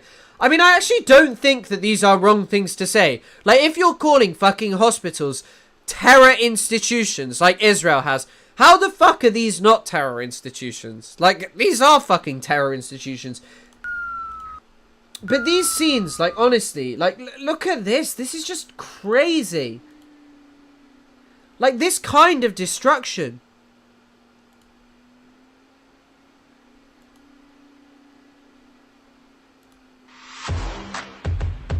I don't know what that says, and I don't want to let the music play. We are not listening to that. Right, let's have a look at some things. So we've got a video of the Shah of Iran here. The Shah of Cocksucker says I look like the Shah of Iran. You have said that you don't seek power, but you are ready to fulfill a duty if called upon. If the people supported or asked you to return... What people? What, the people of the US government? ...return as Shah... This guy's an idiot. For a period of time during transition, would you be open to that option? I don't think I need a title to perform as a transitional leader. I think the reason people are looking for me to play that role is because of their confidence in me, their trust in me, and I think to a great extent the track record that I've demonstrated in the past 44 years since I've begun. And that trust in me... What the hell is Phil Leotardo doing? Langley has a lot of employees. Phil Leotardo from the Sopranos is still alive. Hold up. What the fuck? They're making Phil Leotardo the president of Iran? Allows me to play that national leader role, if you will, and be able to be the element that assembles people together on a common agenda, knowing that we might differ in opinion, but we are committed to the democratic outcome. So I don't think I need to... This video is too hard to hear. Like, I literally cannot fucking hear it, so I doubt any of you can either. Oh, but 100%. This transitional leader towards a dictatorship that is never allowed elections because Iranians would elect someone progressive who still fucking hates Israel. They wouldn't sit there and elect some person who's just willing to dance the pro-Israel tune, and so their election would be overturned. He would be the leader forever. They just have this forever leader. Let me make the position clear. Under the current circumstances, this is Iran's foreign minister. And as the Zionist regime's attacks continue, we are not seeking negotiations with anyone, especially not the United States, on this matter. It is the Americans who are seeking negotiations. They have sent messages multiple times, including very serious ones. But we have explicitly told them that as long as... I wouldn't fucking trust them. America's ruined any chance of there being any kind of thing by literally just betraying people. I'm going to set another hour timer. Pick a goal. Teal and higher. What are the recommendations? I'll get inspired with examples. I'll play a rhythm game without any sound.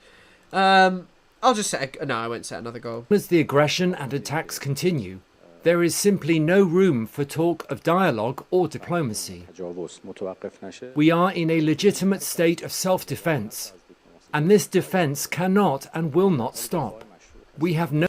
I mean, they are defending themselves. However bad the fucking regime is, they are still defending themselves. Like 100%. Discussions with the United States, which we see as a partner in these crimes. We have always had... Are you saying that he's mogging the Shah of Iran? I don't know if they are in Gulistan Palace. Is this Gulistan Palace? It looks like it. It looks beautiful wherever the hell they are. Dialogue with the Europeans and have discussed various issues with them. Even now, if they have something to say, we are listening. We are not ashamed of defending the rights of the Iranian people, and we are not... I just saw a very dye moustache green. I'm not going to dye my moustache green. By the way, guys, as you can probably see, the Discord link is at the top. Oh, that's the wrong thing. I'm just showing you my own YouTube. Right, this is what I wanted to show you. So this is a guy called Vasil, who's a professor of Johns Hopkins, SAIS, which I don't know what that is. South Asian and Iran Studies, maybe? I don't know. Anyway, is Fordo really the most important thing about Iran's nuclear program? Or is the focus on it designed to drag the US into the war? Since Fordo is the only target that needs US planes and bunker buster bombs. Isn't that interesting?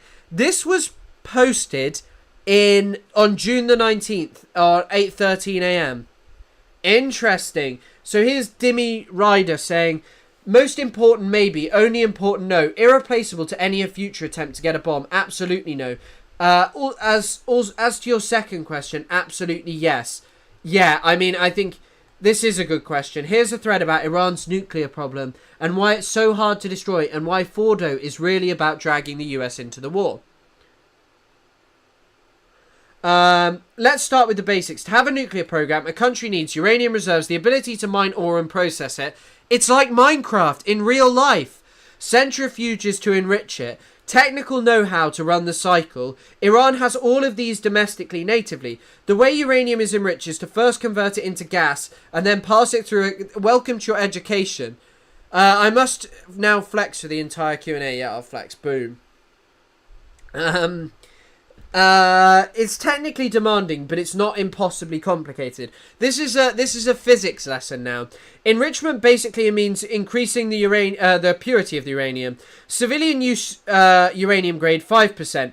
Weapons grade uranium needs to be at least 90% refined. The longer you spin it, the purer the product. It's basically the same tech.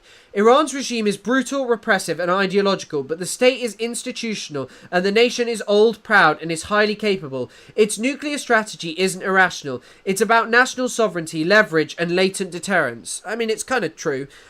Israel doesn't just want Iran not to have a nuclear program. It wants it to not be able to. But Iran's program is endogenous. It has raw material, the engineers and the supply chain. This is like trying to bomb a country that has wheat out of knowing how to make bread.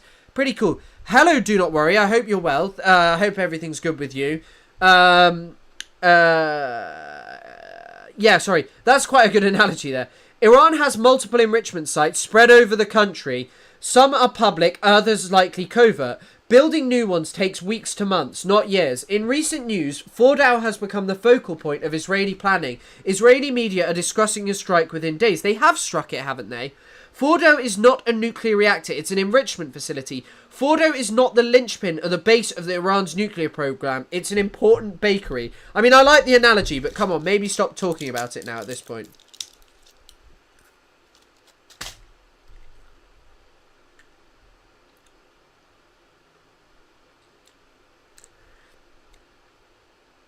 I saw Ethan Klein's favourite pro-Palestinian content creator, the most pro-Palestinian content creator of them all, Ahmed Fouad Al-Khatib, saying some heinous shit about Lebanon.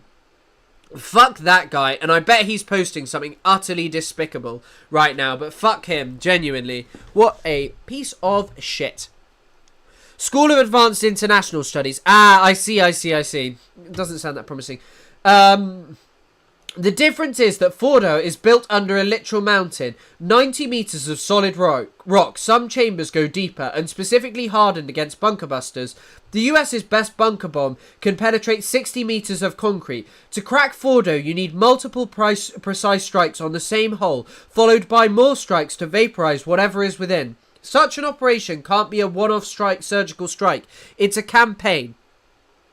And it's highly likely that the Iranian regime has reserved its best air defence for this, meaning the US will have to achieve operational dominance over the bombing corridor, and Iranian retaliation will likely start immediately and last for days. So it's not a quick drop a bomb and leave operation, it's going to war. Keep in mind, such an escalation can't involve implicating the Gulf states.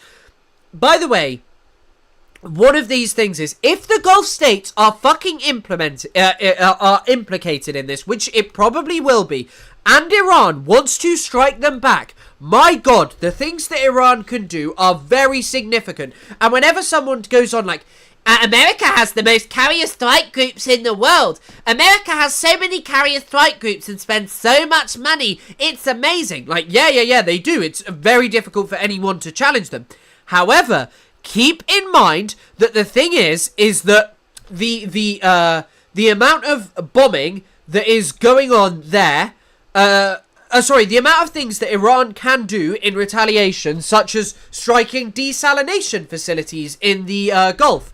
They can strike a desalination facility by Dubai, and they can cause so many problems for it. They can literally get rid of water. And imagine how quickly foreigners will run from Dubai. They can collapse global markets if this kind of thing is happening. You know? And oil fields have been struck before by the Houthis. And it is questionable what Hezbollah will do, what I want to see if I can find it. Hold on. Someone was talking about Iraqi militias.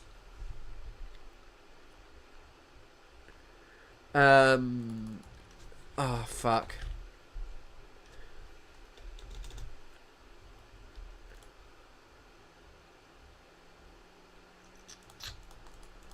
Qatari oiler, you are cooked. You are cooked. Absolutely cooked. 100, 100, 100. Your only option is to give me all of the money and I will spend it. I will spend it on securing you safe passage to the UK.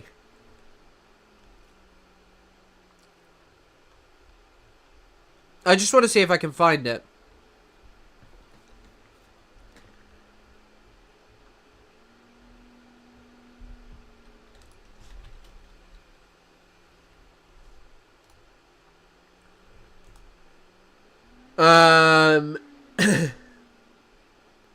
No, it's not the Popular Mobilization Forces. Someone just wrote a good article, or they were talking about how they were talking basically about what the militias in Iraq have been up to. Apparently there's been like quiet repositioning going on, but I'm trying to find where I saw that. God, because this is the problem with being away. I would have saved it much better.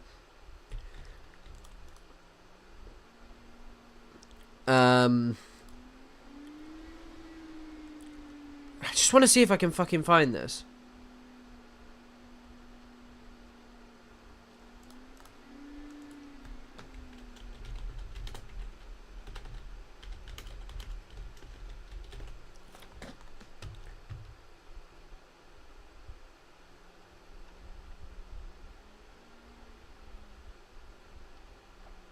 Okay, this guy posts so much that I don't think I'm gonna post it.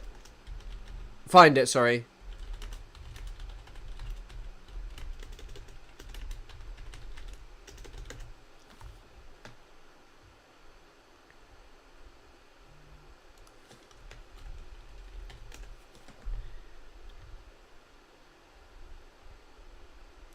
Okay, I'm not gonna find it. Anyway, who cares? Who cares?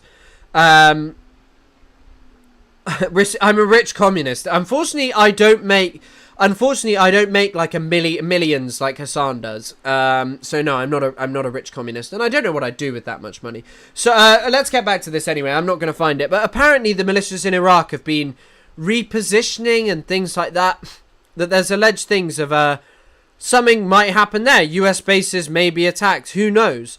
Genuinely, who knows? Could well be a lot of different things that end up happening, but yeah.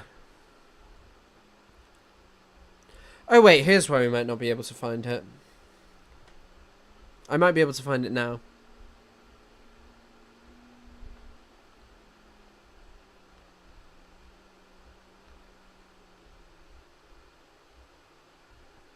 God, actually, do you guys want to see the worst video ever? This guy was invited, as this guy notes, James Jackson notes, this guy was invited to Daily Playful PC Bullying Fund. Indeed, I mean, it is needed. Paint moustache with gold. Listen, just have a look at this. This guy was invited to the American Parliament, who is not Jewish, the Bundestag, to talk about anti-Semitism. He is deranged. Scared? Those fucking jihadists sending missiles over here. those fucking communists and Islamists and Marxist academics who have poisoned the Is that Edward Said? And who's the other person? Is that Judith Butler? West with their fucking anti-Zionist bullshit. Decades of lies and slander. Look at this idiot behind him. Against this holy Jewish nation. The Muslim Brotherhood should be scared. I don't think this guy even knows who the fucking Muslim Brotherhood is. The world is in an even crazier state, and we need people like you to expose the truth. Oh, there's going to be a couple of long streams. Saturday, Sunday, you are going to be seeing some streams, because I think there's going to be a lot of stuff happening. AOC should be scared. The anti-Zionist Jews who betrayed their people, they should be scared. Because what you're asking why he's zesty. He is gay, and he is in fucking Israel, and he talks about having sex with Israeli IDF men all the time. It is like his whole thing. It is really weird. Like, imagine taking this guy seriously and inviting him to your parliament to comment on anti-Semitism when you are literally sat around saying Jews who condemn Israel are pro-genocide. Genuinely, the most insane country in the fucking world. There's an even worse one, which I will pull up.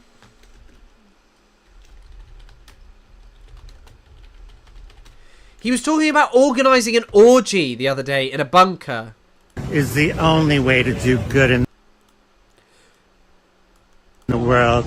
That's what I learned from these. You know when people are like, Bonnie Blue set back the gay community. Sorry, Bonnie Blue is setting back women's rights. Yeah, I mean, this guy is deranged. 100%. This is a weird sexual fetishization. Colonization is really weird sexual stuff. Like, this kind of shit is deranged. Hard, strong Israeli men. You see, Israel doesn't start wars. It also doesn't lose wars. Whining and being weak, that's not moral under Zionism. No, no, no. How long do you think before Ethan Klein invites this guy on his podcast as an authentic voice? The way to do good in the world is by protecting yourself. That's why we're gonna fucking take out that Islamic Republic. Khomeini, watch your... Bro, you're gonna have trouble taking out Khomeini. He's been dead for like nearly, 40 years almost? Fucking self. We're gonna trash you. We're gonna destroy you. We're gonna free the people of Iran. If this is what freedom looks like, please give me anything but this. And I'm not being homophobic here. This guy is just a horrible, horrible individual with no thought in his head beyond, I am gay, so I should support Israel. No, no. Actually, you know what? It's kind of indicative of this whole sort of like weird... like white liberal gay person who doesn't care about queer people who are suffering, marginalized queer people. Literally all this fucking guy cares about is maintaining his position within the status quo. That is it. Like, he's rich, he's well off, he gets to go to Israel and do weird stuff with Israeli men. And it is, you are right, like, the sexualization is so bizarre. And tonight? Like a second ago we were talking about the serious fucking strike on, we were talking about the serious strike on, like, Iran's nuclear facilities, and now we're watching this pervert do bizarre things. And I think that pervert is an apt term for this man, because I don't think he is actually, you know, like, I'm not calling him a pervert because he is gay. I am calling him a pervert because he is like, I love fucking Israelis. In our bomb. I'm authorizing one homophobia for Chris for this history. Yeah, I mean, this propaganda is exposing, you know? Shelter.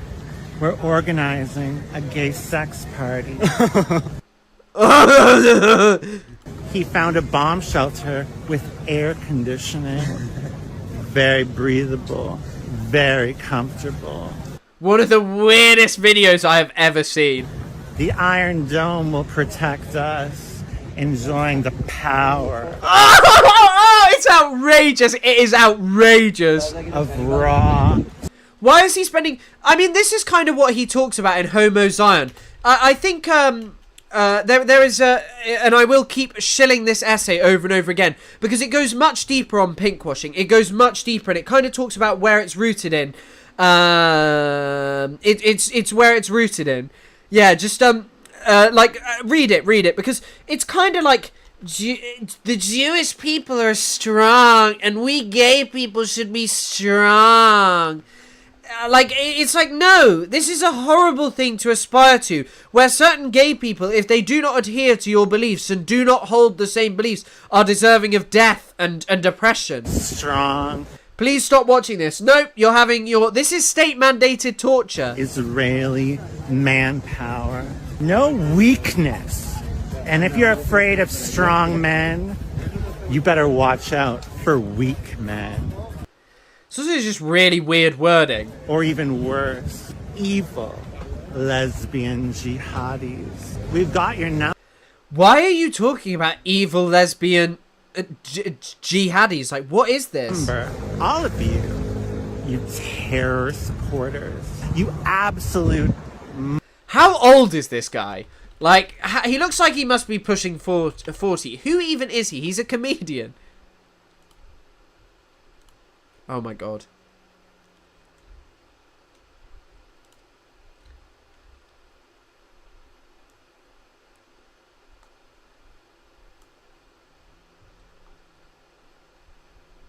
Right, I'll just that's there for no reason. Oh my god, he's Canadian. He's fucking Canadian. Some of you in this chat should be so ashamed of you.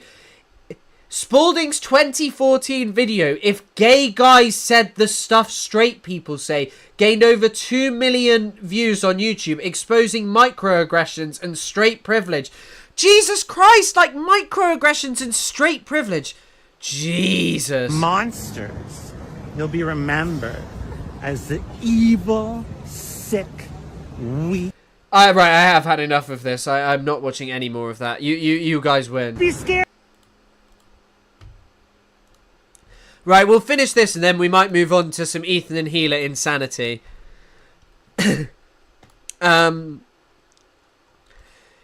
Oh my god, sorry, it just came back to it. He performed his one-man show, Power Gay, at the Edinburgh Fringe.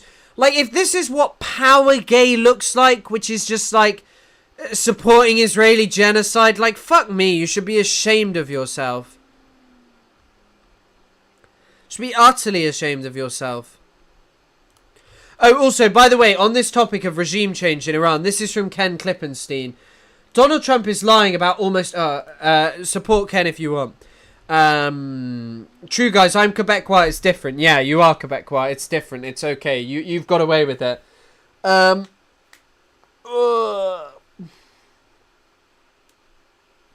Bad week for Canada.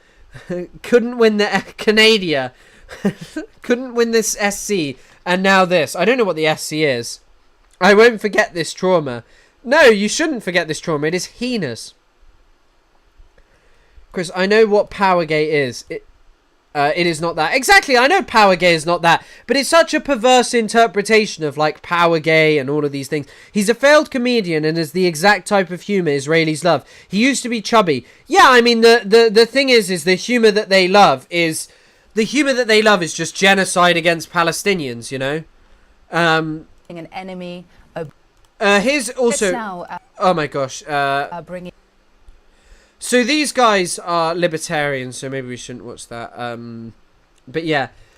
Trump hasn't officially approved anything, hasn't committed anything to paper, and hasn't signed off any specific act. But in the dance of phone calls and back-channel messages and things said and not said, the two countries found agreement. Trump has given a green light by not saying no. This is a world of statecraft at the highest level. Leaders say one thing and do another. This is not only for deniability's sake or to intentionally mislead the public. It's just the way of the world that includes a set of rules and workarounds that allow leaders never to be frank. There are massive risks involved in Israel's campaign and America's implicit support. But in the ways of national security, we just don't get to discuss them. It all started with the Biden administration. The two knowledgeable insiders tell me, when Israel first pitched America on the campaign playing out now, fearing escalation and things spinning out of control, fearing the US getting dragged in and fearing Iranian civilian deaths, Biden vetoed Israel's plan. That is under the table and off the record in the shadow world of deniable diplomacy. Washington's lack of assent meant that the direct action to operate outside the context of the Hamas war off the table. Instead, Israel in 2024 carried out a spate of assassinations of high-level adversaries. First, Israel killed Ismail Haniyeh, the former leader of Hamas. Then they bombed an Iranian embassy, killing high-ranking Iranian generals. Israel carried out the devastating pager operation and killed Hezbollah leader Hassan Nasrallah. Nobody expected these operations to be as successful as they were, which emboldened Israel. On April 1st, 2024, Iran attacked Israel in a massive and unprecedented missile and drone attack. Quietly, the US military helped to defend its number one ally. The Arab states looked the other way. That's not actually true. Jordan literally helped it. The US stock market closes in 2 hours. I see. Yeah, that is what they're waiting for. Closes for the weekend. I bet you anything, in 2 hours' time, they are going to strike it. It's gonna fucking happen. I think it will happen.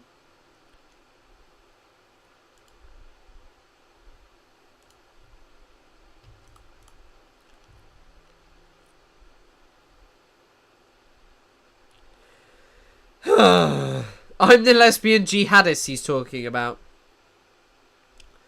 Or it will be done after the stock market is closed. That's the main thing to focus on. It will be done. That's a key thing.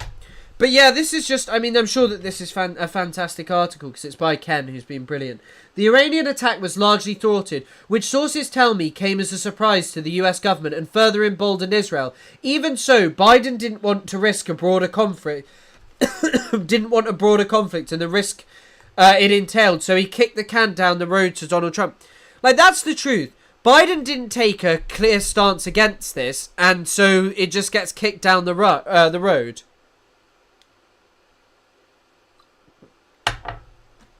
You actually see the moustache, because I've been growing it for a month now. It's not just been growing for a couple of weeks.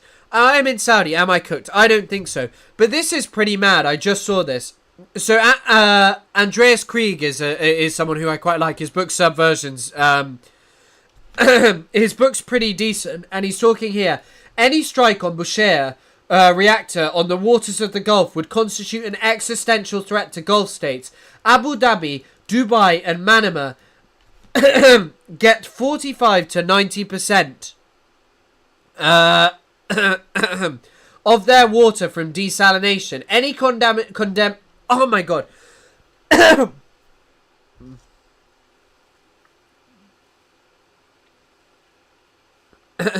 Right. Basically, what he's saying is that if Israel is to strike, it could have massive effects on the water. Sorry, fucking hell. It could have massive effects on the water anyway.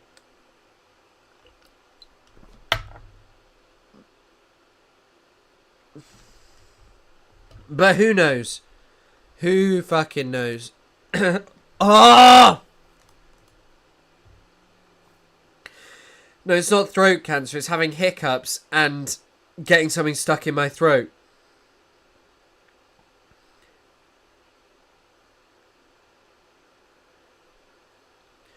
Okay, you know what? I'll leave you up a goal, and you only have 30 minutes to reach it. But then if you achieve it in a month's time, I will shave it off. You have 30 minutes to achieve it, so I'll stream for at least another. No one will donate because they actually, you know what? No, I wouldn't even allow you to have that much control. I'm not going to allow you to. Maybe one day when I do a fundraiser, I will allow people to do that. Smoke some cigarettes. I haven't smoked a cigarette in I don't even know, maybe 3-4 weeks was the last time, and I was just on holiday where I'd normally love a cigarette. I didn't have a single one. I wanted one, but I didn't have one, so. But yeah, none of this, of course, began in 2024. Iran and Israel have engaged in a tit-for-tat shadow war for years, with Iran arming Hamas and other Israeli adversaries. This culminated in October the 7th, a traumatic event that could not have taken place without Iran's long-standing support and funding. That shadow war is what's at the background of all of this, not Iran's nuclear capabilities. The hobby horse of... This is true. It is all about this Israel destroying... it is all about Israel destroying any anti-Western, anti-Israel groups within the Middle East. That's what it comes down to. Hiccups are a myth. Yeah, they are. I need someone to scare me. I need to watch a fucking Daniel Ryan Spalding video again. What has changed since 2024? Trump has dropped the Biden administration's use of the word ironclad to describe US support for Israel, and the president openly favours better relations with the rich Arab autocrats. And yes, there's the additional factor that the president thinks he can negotiate anything and everything, but as he has pursued nuclear talks with Iran, he's also warned of consequences if those talks failed. The president has made clear that Iran cannot have uranium enrichment, Vice President Vance said today, and he said repeatedly that this would happen one of two ways, the easy way or the other way. In reality, while the negotiation commenced in secret chambers involving just a handful of principal officials, Trump and his closest advisors talked to Israel about its long-standing plan. A hint of these discussions appeared in the past week when Trump told the WSJ that his team had foreknowledge of Israel's plans. The lesson Israel took from 2024 is that Iran might be able to bloody its nose, but not destroy it or the region. Not now, anyway. Israel assesses that its many attacks on Iran's proxies, the emergence of a new Syrian regime, the failure of nuclear talks, and of course its precise intelligence on Iran's leadership makes this the best moment to attack. We now have complete and total control over the skies, Trump blurted out today. His use of the word we a tell that he is fully behind Israel. I mean, yeah. It will take a while for the military and the bureaucracy and of course Congress to catch up. The news media will be filled with stories about the contradictions of this and that, about how close Iran was or wasn't to acquiring a nuclear weapon, about World War III and how toppling Iranian regime is just the next Iraq or Libya, right up until it happens, whatever it will be. Everyone should evacuate Tehran, Trump said on Monday. President Trump has been unwilling... unusually tight-lipped about Israel's military campaign. Asked Monday about the possibility of regime change, the normally loquacious Trump said simply, "I want to see no nuclear weapon in Iran, and we're well on our way to making sure that happens."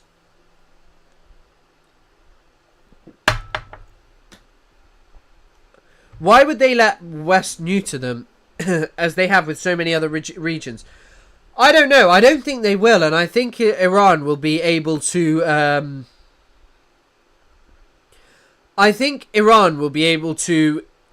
cause so much chaos that this is a very dangerous step to take, you know.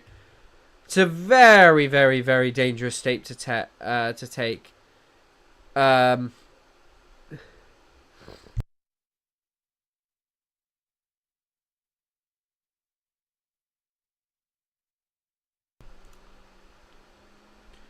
I'm just checking if there's been any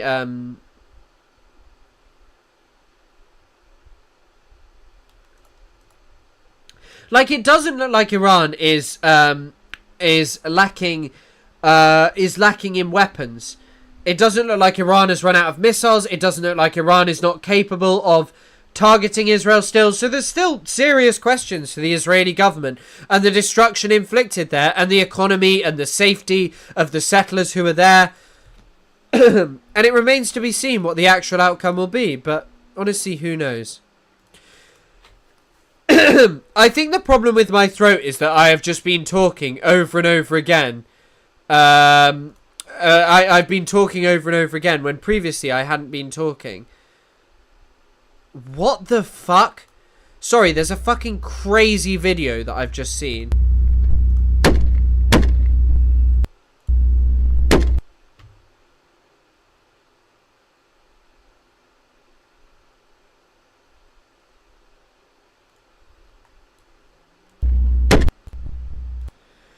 Maybe I can't show that, but there's a video on Twitter on TamaQDH's account of people fucking with AK-47s right next to an Israeli tank, just up next to it, fucking shooting it and chasing it around. What the fuck? That's crazy. You have Israelis who are scared and are literally hiding behind unbelievable air power, and then you have people just fighting back. It's because I haven't spoken on stream in ages. Yeah, horny jail. I am not the throat goat. Link it on Discord. I can link it on Discord. Great idea. I don't want to pull up Discord whilst I'm streaming though. Sorry. The account is called TamerQDH. You can literally watch it if you want. Like, there is literally a video. I've seen videos of people putting bombs on them, but I have never seen a video of people chasing an Israeli tank around with fucking rifles.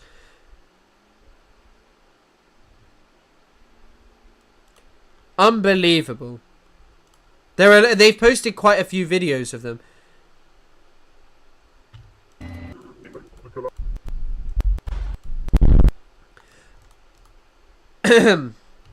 32-second delay. Is it really a 32-second delay? That seems really far. I put it in chat. Tamer QDH. It's just above.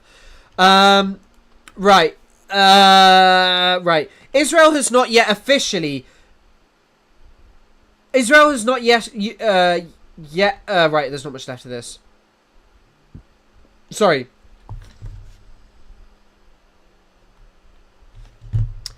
Israel has not yet officially said that its goal is regime change. That's part of the game as well. But with much of Iran's military leadership eliminated in lightning-fast strikes since Friday, Israel's objectives clearly extend beyond just halting their nuclear program. According to the IOF, as of yesterday, Israel has struck more than 865 targets. Right. The IOF says that 20 plus senior military commanders have been eliminated. Israel is also striking Iranian missile launchers, and it says it has eliminated 120, a third of Iran's force. Aware of Israel's desire to mount a stronger attack, Trump publicly said that he wanted 60 days to negotiate with Iran. I had 60 days and they had 60 days, and on the 61st day I said we don't have a deal, Trump said during a press conference. Israel didn't ask. Trump didn't say no. Israel waited and prepared even more, timing the execution of its campaign precisely when the talks faltered. By laying out a deadline like that, Trump was signaling to Israel, without explicitly saying so, that the US would then not oppose Israel launching their military campaign. In discussions without uniformed military at the highest level, I'm told only half a dozen generals were involved in the discussion. Everyone agreed that it was wise to keep the US at arm's length from Iran's reprisal in order to best serve US interests. Trump also didn't want to antagonize his Arab friends like Saudi Arabia and the UAE, who have publicly come out in support of Iran. This desire to minimize blowback on America is clear in the Trump administration's public messaging. Rubio issued a brief statement on Thursday saying little more than Israel's action was unilateral and that we are not involved in strikes against Iran. The statement closes with a warning. Iran should not target US interests or personnel. The president has shown remarkable restraint in keeping our military's focus on protecting our troops and protecting our citizens, aka supporting genocide. But yeah, this is a good article if you want to check it out. It's called Trump Secretly Greenlit the War. Right, now it has been 2 hours, so we are going to move on to Ethan Klein's fucking wild weekend. Ethan has had quite a weekend of what he's been up to with Hila Klein, his wife as well. The wonderful Hila Klein, the friend of Palestine, the pro-Palestine activist. By the way, also check out Noah Sampson's latest video. Also, thank you so much, Sophie. I think there is a sources tab, by the way. So, what has Hila Klein been posting? Terrified for my family right now. Stay safe, everyone. Not a single post like that for Palestinians. The regime in Iran launched 100 to 200 missiles at Israeli civilians tonight on Friday evening, forcing millions of Israelis into bomb shelters. Several injuries reported. Massive destruction to residential buildings in Tel Aviv. She doesn't talk like this about Palestine, does she? The raider of Ramallah. My mum currently in her safe room and hearing explosions around. They've been up all night with sirens. This is so awful.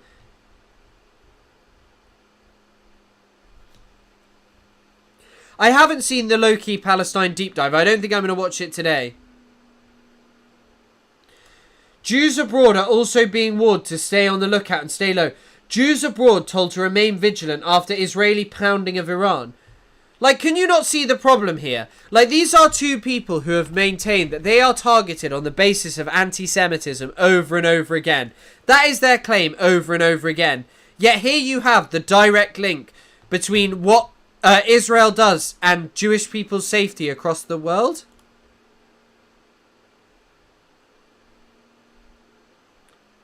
This is just a video of what's happening. And that's a video. 2-month-old baby was rescued. She doesn't post shit about Palestinians. They haven't posted once about the Gaza Humanitarian Foundation, which, by the way, is some of, like, the most heinous massacres you have seen. Like, literally, massacres. Like, they literally just wave a magic wand and say they condemn Israel doing genocide, which I don't think she has ever said, but that's it. They say, oh, we think what Israel does is bad, and that waves away. Yet this is what someone actually looks like when they are upset about something. They post a considerable number of stories saying, hey, this is unacceptable, I'm scared for civilians. She hasn't done this once for Palestinians. What a Tel Aviv bomb shelter looks like. Okay, bro. It looks like people who get to hide there because they're not being subjected to bunker buster bombs.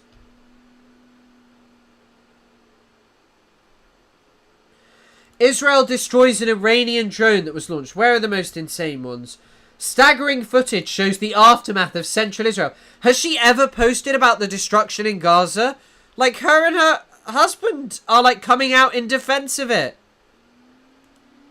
The size of this thing. As an Iranian diaspora member, targeting IRGC bases is not targeting the Iranian people.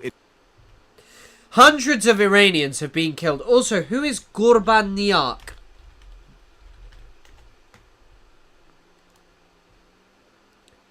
Oh my fucking god! This guy is a piece of shit. This guy is an utter piece of shit. We have a song in Persian. Do you know we have a song in Persian? You don't need to translate it. Let me see. He's with Yosef Haddad, a guy who should not be anywhere near this country, who Hila follows, by the way, who is just a straight-up Israeli propagandist. This guy, Niak Gorbani, who she is sharing here, goes to every pro-Palestinian march and shouts at people, holds up an Israeli flag, and he frames himself as, like, some powerful protester who, like, cares about women's rights and stuff. He is literally just a supporter of the state of Israel. Like, that's it. Like, and he's with Yosef Haddad today. Oh, Jesus Christ. He is literally just a supporter of the state of Israel, who no one cares about, who is just a... He even is so racist that he's just like a friend of fucking Tommy Robinson. By the way, hold on.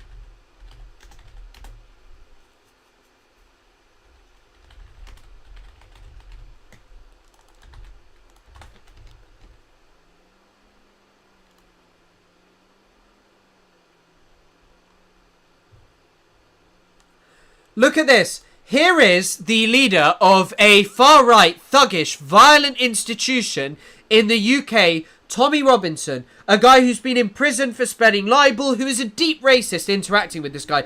This guy is a node in the UK's far-right network of bigots. And here's Hila Klein proudly sharing his post because he says something that agrees with him. Her husband, who calls all Jews who are against Israeli genocide tokens. It is not an attack on Iran.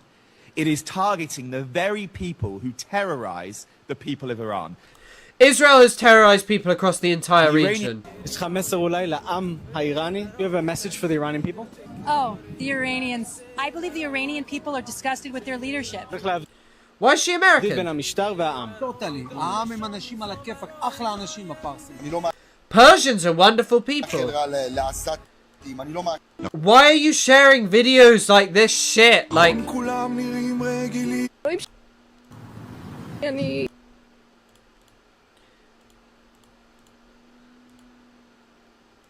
She doesn't give a fuck about any of these. Like, she just doesn't give a fuck about any of this shit. Oh, this isn't even the one that I was looking for. Right, let me just find the one I was looking for. Right, here is the most deranged statement of all of them. North Star Radio posted it.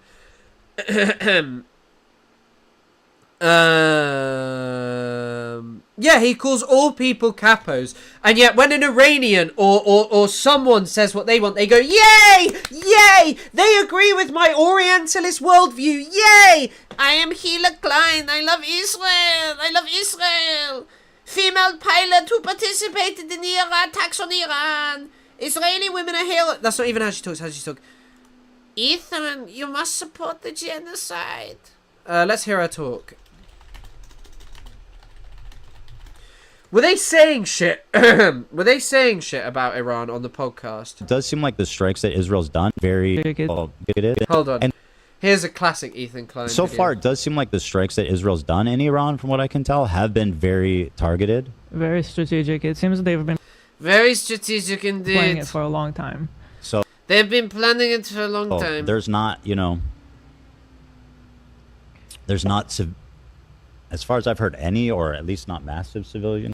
There are like hundreds of civilians dead. This is these people do not care about anything. They are literally the worst kind of Zionists, because they are liberal Zionists, because they go, no, I don't actually avow the worst things, but yet they still support them. They still do propaganda for them. And casualties in Iran?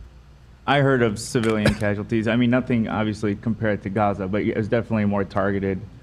Where did you hear that? Because I haven't seen that. Wall Street Journal. Let me. Because Ethan doesn't read the news. He doesn't read the news. Are you a shit lib or a Marxist? I mean, I'm much closer to a Marxist than a shit lib. Who cares? Well, the reason that people care, as Noah put at the end of his thing, this is just one of the biggest podcasts just saying shit like this about Iran and pretending that they are pro-Palestine, suing people who've dared to criticize him. He is a piece of shit. I believe it's Wall Street Journal. Can you pass that? I don't think you guys understand Israel. It doesn't work like that. I don't think you guys understand Israel. It doesn't work like that. They're not. It's not. But regardless, dude, fuck the Ayatollah. They're terrible. Like the worst. Fuck the Ayatollah. They're like the worst. They're the problem with every fucking thing in that. It's funny. I feel like everyone blames a lot on Israel. And listen, Israel is a shit stir. But everyone blames everything on Israel. Israel is a shit stirrer. But it's actually Iran who is responsible for everything. Israel is a genocidal settler colony set up in the Middle East by the British Empire, who had no right to give away Palestinian land because they viewed the Jewish settler colonial project there as more similar to Europe and thus more acceptable. Iran is like is this driving force behind Hamas, and so far we'll watch the full version of that. But yeah, let's go back to this. So this is. And Noah Samson got a full video out of this, and good for him. I kind of wish I was back to like talk about this kind of stuff more. But just read this. I would like to apologise for my recent story, reshare, about the female Israeli pilot being a hero. It came off as glorifying violence. No, it didn't. It's not glorifying violence that's the problem. It's that you have no problem just standing unequivocally with a genocidal state that is bombing Iran, not because it is wanting to do good things to achieve like a good Middle East. It is bombing Iran because it is a genocidal settler colony that is interested in doing more settler colonialism, keeping the Palestinians held down without any form of state, with the support of every US and Western administration. It is an utter fucking joke. That's the problem. And that's why none of their apologies mean shit. I understand. Here you go. But I understand that's how it came off.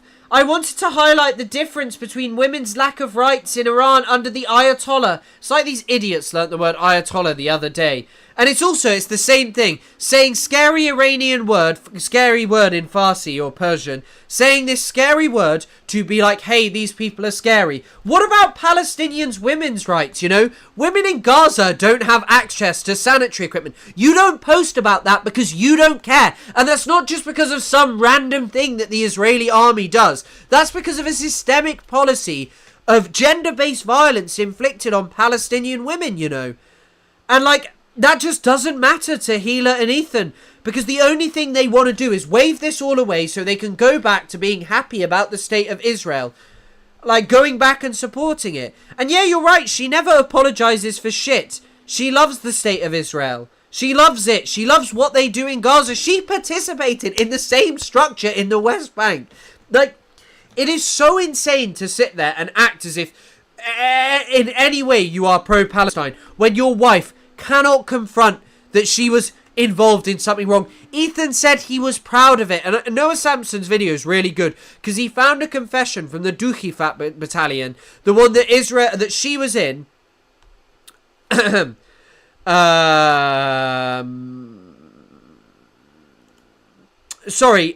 she was in committing war crimes back then. It's fucking true. It's like they did war crimes then and they do them now. And what does it end with? That being said, it's not the best timing or situation to make such a point. War is terrible. No, Israel is terrible. Israel is a genocidal settler colony that causes problems for the Middle East because it is unwilling to offer any equitable solution to the Palestinians. It is just unwilling to do that. That is the fundamental truth.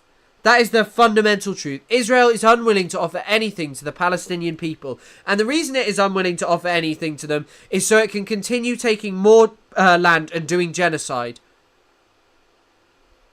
I've got hundreds of British Jews here, and God, sorry, it looks like an annoying ass video. Yes, 500 likes on the thing. But yeah, like, just these two are just massive supporters of Israel's genocide. Right, what was the next video?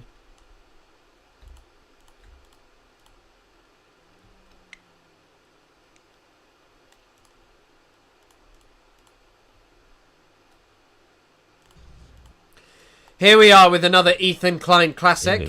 Whatever you think about Israel, there's a reason that he would never have me on to have a discussion with what he actually talks about. Iran is bad or worse. They are the fucking evil. They are the evil fucking. They are the evil fucking. They are the reason for all this bullshit. Like Hamas has. The BBC took down the Gaza Medic documentary. When did they do that? I swear it was on Sky News. Houthis. They're all attacking under the direction of Iran. No, they're not. No, they're not. Iran supports them, but a lot of these groups are attacking because Israel is a genocidal fucking settler colony that will not leave any of them alone. It is a genocidal settler colony that will not give anything to the Palestinians. Iran is not responsible for everything in the Middle East. You can talk about the way that they get involved in countries, their behavior in countries, but I'm sorry, this guy wouldn't be able to tell you the first thing about democracy or anything happening in the Middle East. They are all being these jihadists, fucking Islamists. Why do you need to say... Also, by the way, this is just yet more evidence. Why do you need to say jihadist Islamists? Like, what do these words mean to you? Like, mega, like, these ultra, you know, I don't even know how to say it, militant, super religious zealots, right? This is all coming from Iran, under their... It is not all coming from Iran. It comes from... Sorry, did my stream just crash for anyone else? Direction, you know? So, you know, and what's interesting is that even you know who hates the Iranian government the most? Iranians. The people. Every fucking... This is also just slop, by the way. Iranians hate the government, but they don't have and some Iranians do hold beliefs like you. The ones that you want to hold up, yes, because you can only ever talk to people or have people on your show who agree with what you're saying. That's all that works for this kind of guy. He needs people. He needs people who agree with him, who say the same things. But like, yeah, like. Iranians hate it because, yes, it is an oppressive regime. Yes, it is authoritarian. But their understanding of it is not just like evil baddie. They know that America and the West is a negative influence on the Middle East too. Iranian, you ask, is like, fuck them. I can't wait for them to be gone. I see a lot of activists supporting Israel who are Iran, or supporting Israel in this conflict against Iran specifically. Not supporting their... What is he talking about? What did that... Israel who are Iran, or I can't wait for them to be gone. I see a lot of activists supporting Israel who are Iran, or if supporting Israel in this conflict against Iran specifically, not supporting the horrific The crimes. Ayatollah. Yeah. What? Say what? The Ayatollah. The Ayatollah. The Ayatollah. No, the Ayatollah's evil. The Ayatollah's evil. Yeah, everybody hates the Ayatollah. Everybody hates the Ayatollah. They fuck these guys. You know what I mean? Like, and so far it does seem like the strikes that is. You hate your government. Your government spreads misery all around the world. Why are you sat here saying like, yeah, it's okay to bomb the hell out of Iran? Israel's done in Iran, from what I can tell, have been very targeted. Very strategic. It seems they've been playing it for a long time. So there's not, there's not, as far as I've heard, any, or at least not massive civilian casualties the Houthis in Iran. The Palestinian village in Hebron, that was their help. That's the. I heard of civilian casualties. I mean, nothing. We saw this earlier. Obviously, compared to Gaza, but it's definitely more targeted. Where did you hear that? Because I haven't seen that. Wall Street Journal. Let me see. I believe it was Wall Street Journal. Let me see. Can you pass that? Dude, fuck the Ayatollah. They're terrible. Like the worst. They're the problem with every fucking thing. And that it's funny. I feel like everyone blames a lot on Israel. And listen, Israel is. By the way, this is what I wrote my dissertation on.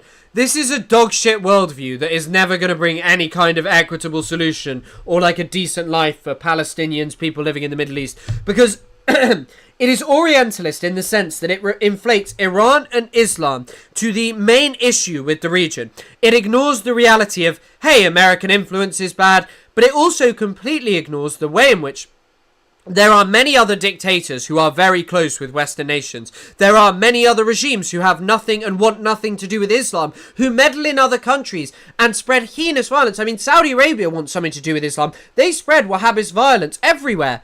Like all over the Middle East, there has been Wahhabist groups funded and backed by Saudi Arabia. This isn't some big secret. Like, this is a very well-known thing. They, like many groups, like, where do you think fucking Bin Laden was from? A shit stir, but Iran is like is this driving force behind Hamas. But it's not. It's not. Like, what makes it the driving force behind Hamas? Like, what actually makes it the driving force behind Hamas? And I think the Ayatollah is evil. You know what I mean? So, like, is this section just him saying over and over again? Is this section just him going Ayatollah evil? So, getting rid of them would not be a bad thing at all. But what does it do, Ethan? Ethan, what happens when the Ayatollah goes? What happens when the Ayatollah is gone? Like, does the Middle East just go to being perfect? Like, is that it? Because that's the view that these people sell of the world. They sell that once the Ayatollah, once that regime is gone, everything goes to being fine in the Middle East. Because they are responsible for all chaos. They set up Hamas, Hezbollah, the Houthis. No, dogshit American influence will still exist. People will still be oppressed in a multitude of different countries that are incredibly close with the West. And yet I have to listen to you explaining why that's not the case. And you think that, oh, that'll just make everything perfect when they're gone. It's shitty. It's Orientalist, and it offers a completely pathetic understanding of the Middle East. Here's also his another video. Yeah, the Houthis hit a Palestinian village in Hebron. That was their help. That's the peace activist. Thanks, guys. The Houthis. Hit a Palestinian village in Hebron. That was their help. Like, literally, your wife is on there celebrating Israeli strikes on Iran that killed dozens of civilians. It's just ridiculous. Get your shit together. Stop being such fucking and dramatic here's another babies. idiotic one. You know what I mean? Whoa, actually, America's bad. Okay, let's fix it. Yeah. You know what I mean? You're fucking born here. Everybody loves their country for the most part. Why is it America are the only ones that, like, in America, being patriotic or... Patriotism is pretty bad fucking anywhere. Like, the only places where I make like concessions and have sympathy for it is in cases where the patriotism pertains to maintaining a culture that is at risk of destruction by a colonial superpower or some other example. Like, that's the only way. But fixing America is not what this guy wants. Like, all he wants is the continued maintenance of it. He thinks if the Ayatollahs go, the Middle East will be perfect. He's an idiot. Or loving where you come from is the ultimate sin. Fuck that. I don't feel it's the ultimate sin. That's not true at all. Absolutely in leftist circles. Well, yeah, patriotism is that's not considered a America. sin. But why is patriotism, like, fantastic and good? Like, go on, give me an explanation of why loving your country is good. Maintaining a hyper-nationalist separation between you and... On is bad or worse. They are the fucking...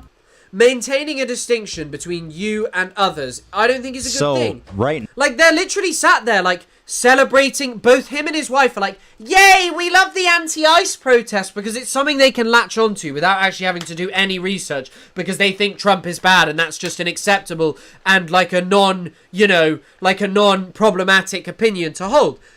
Okay, why is it that you're then doing advocacy for fucking patriotism? Because patriotism is what breeds that kind of shit. Extremely vulnerable and defensive. Look, here he is fucking smiling about bombing Iran. So right now, Iran is looking extremely vulnerable and defenseless, frankly. And I think the Ayatollah is evil. You know what I mean? So.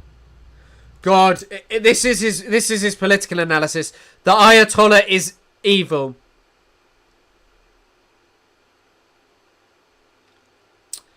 I mean, I think Palestine, the reason that I care more about their nationalism is because it's an articulation against settler colonialism. The reason that people are like, hey, we are Palestinian, is because Israel has sought to deny the Palestinian national movement ever since its inception. Getting rid of them would not be a bad thing. Like, it's just really insane. Yeah, and also, just look where patriotism leads. And also, I'm not so sure that I think that human beings around the world... Whatever you think about Israel... hold on, here's Gatto Fumador's post. Whatever you think about, like, patriotism, we're not really identical to these nations. I think the world would be much better if we worked together and stopped prizing, like, these nationalities that don't really exist in the world over everything else. Iran is bad or worse. They are the fucking this bullshit. They're all these jihadists. Ultra interesting is that everybody hates the Ayatollah. Very strategic. It seems they've been playing it for a long time. So casualties and first Israel, and listen, Israel is. I don't know if that's everything we had on that. I thought there was going to be more stuff to talk about. I honestly don't watch. But I guess that is everything for tonight. Thank you all for being here. Slightly shorter stream than I was hoping, but I'm feeling very tired. The Discord link is at the top of chat, so if you want to join. Thank you for everyone who donated. Thank you for everyone who supported. I'll be live again, similar time tomorrow. So yeah, thank you all for everything, and see you all later.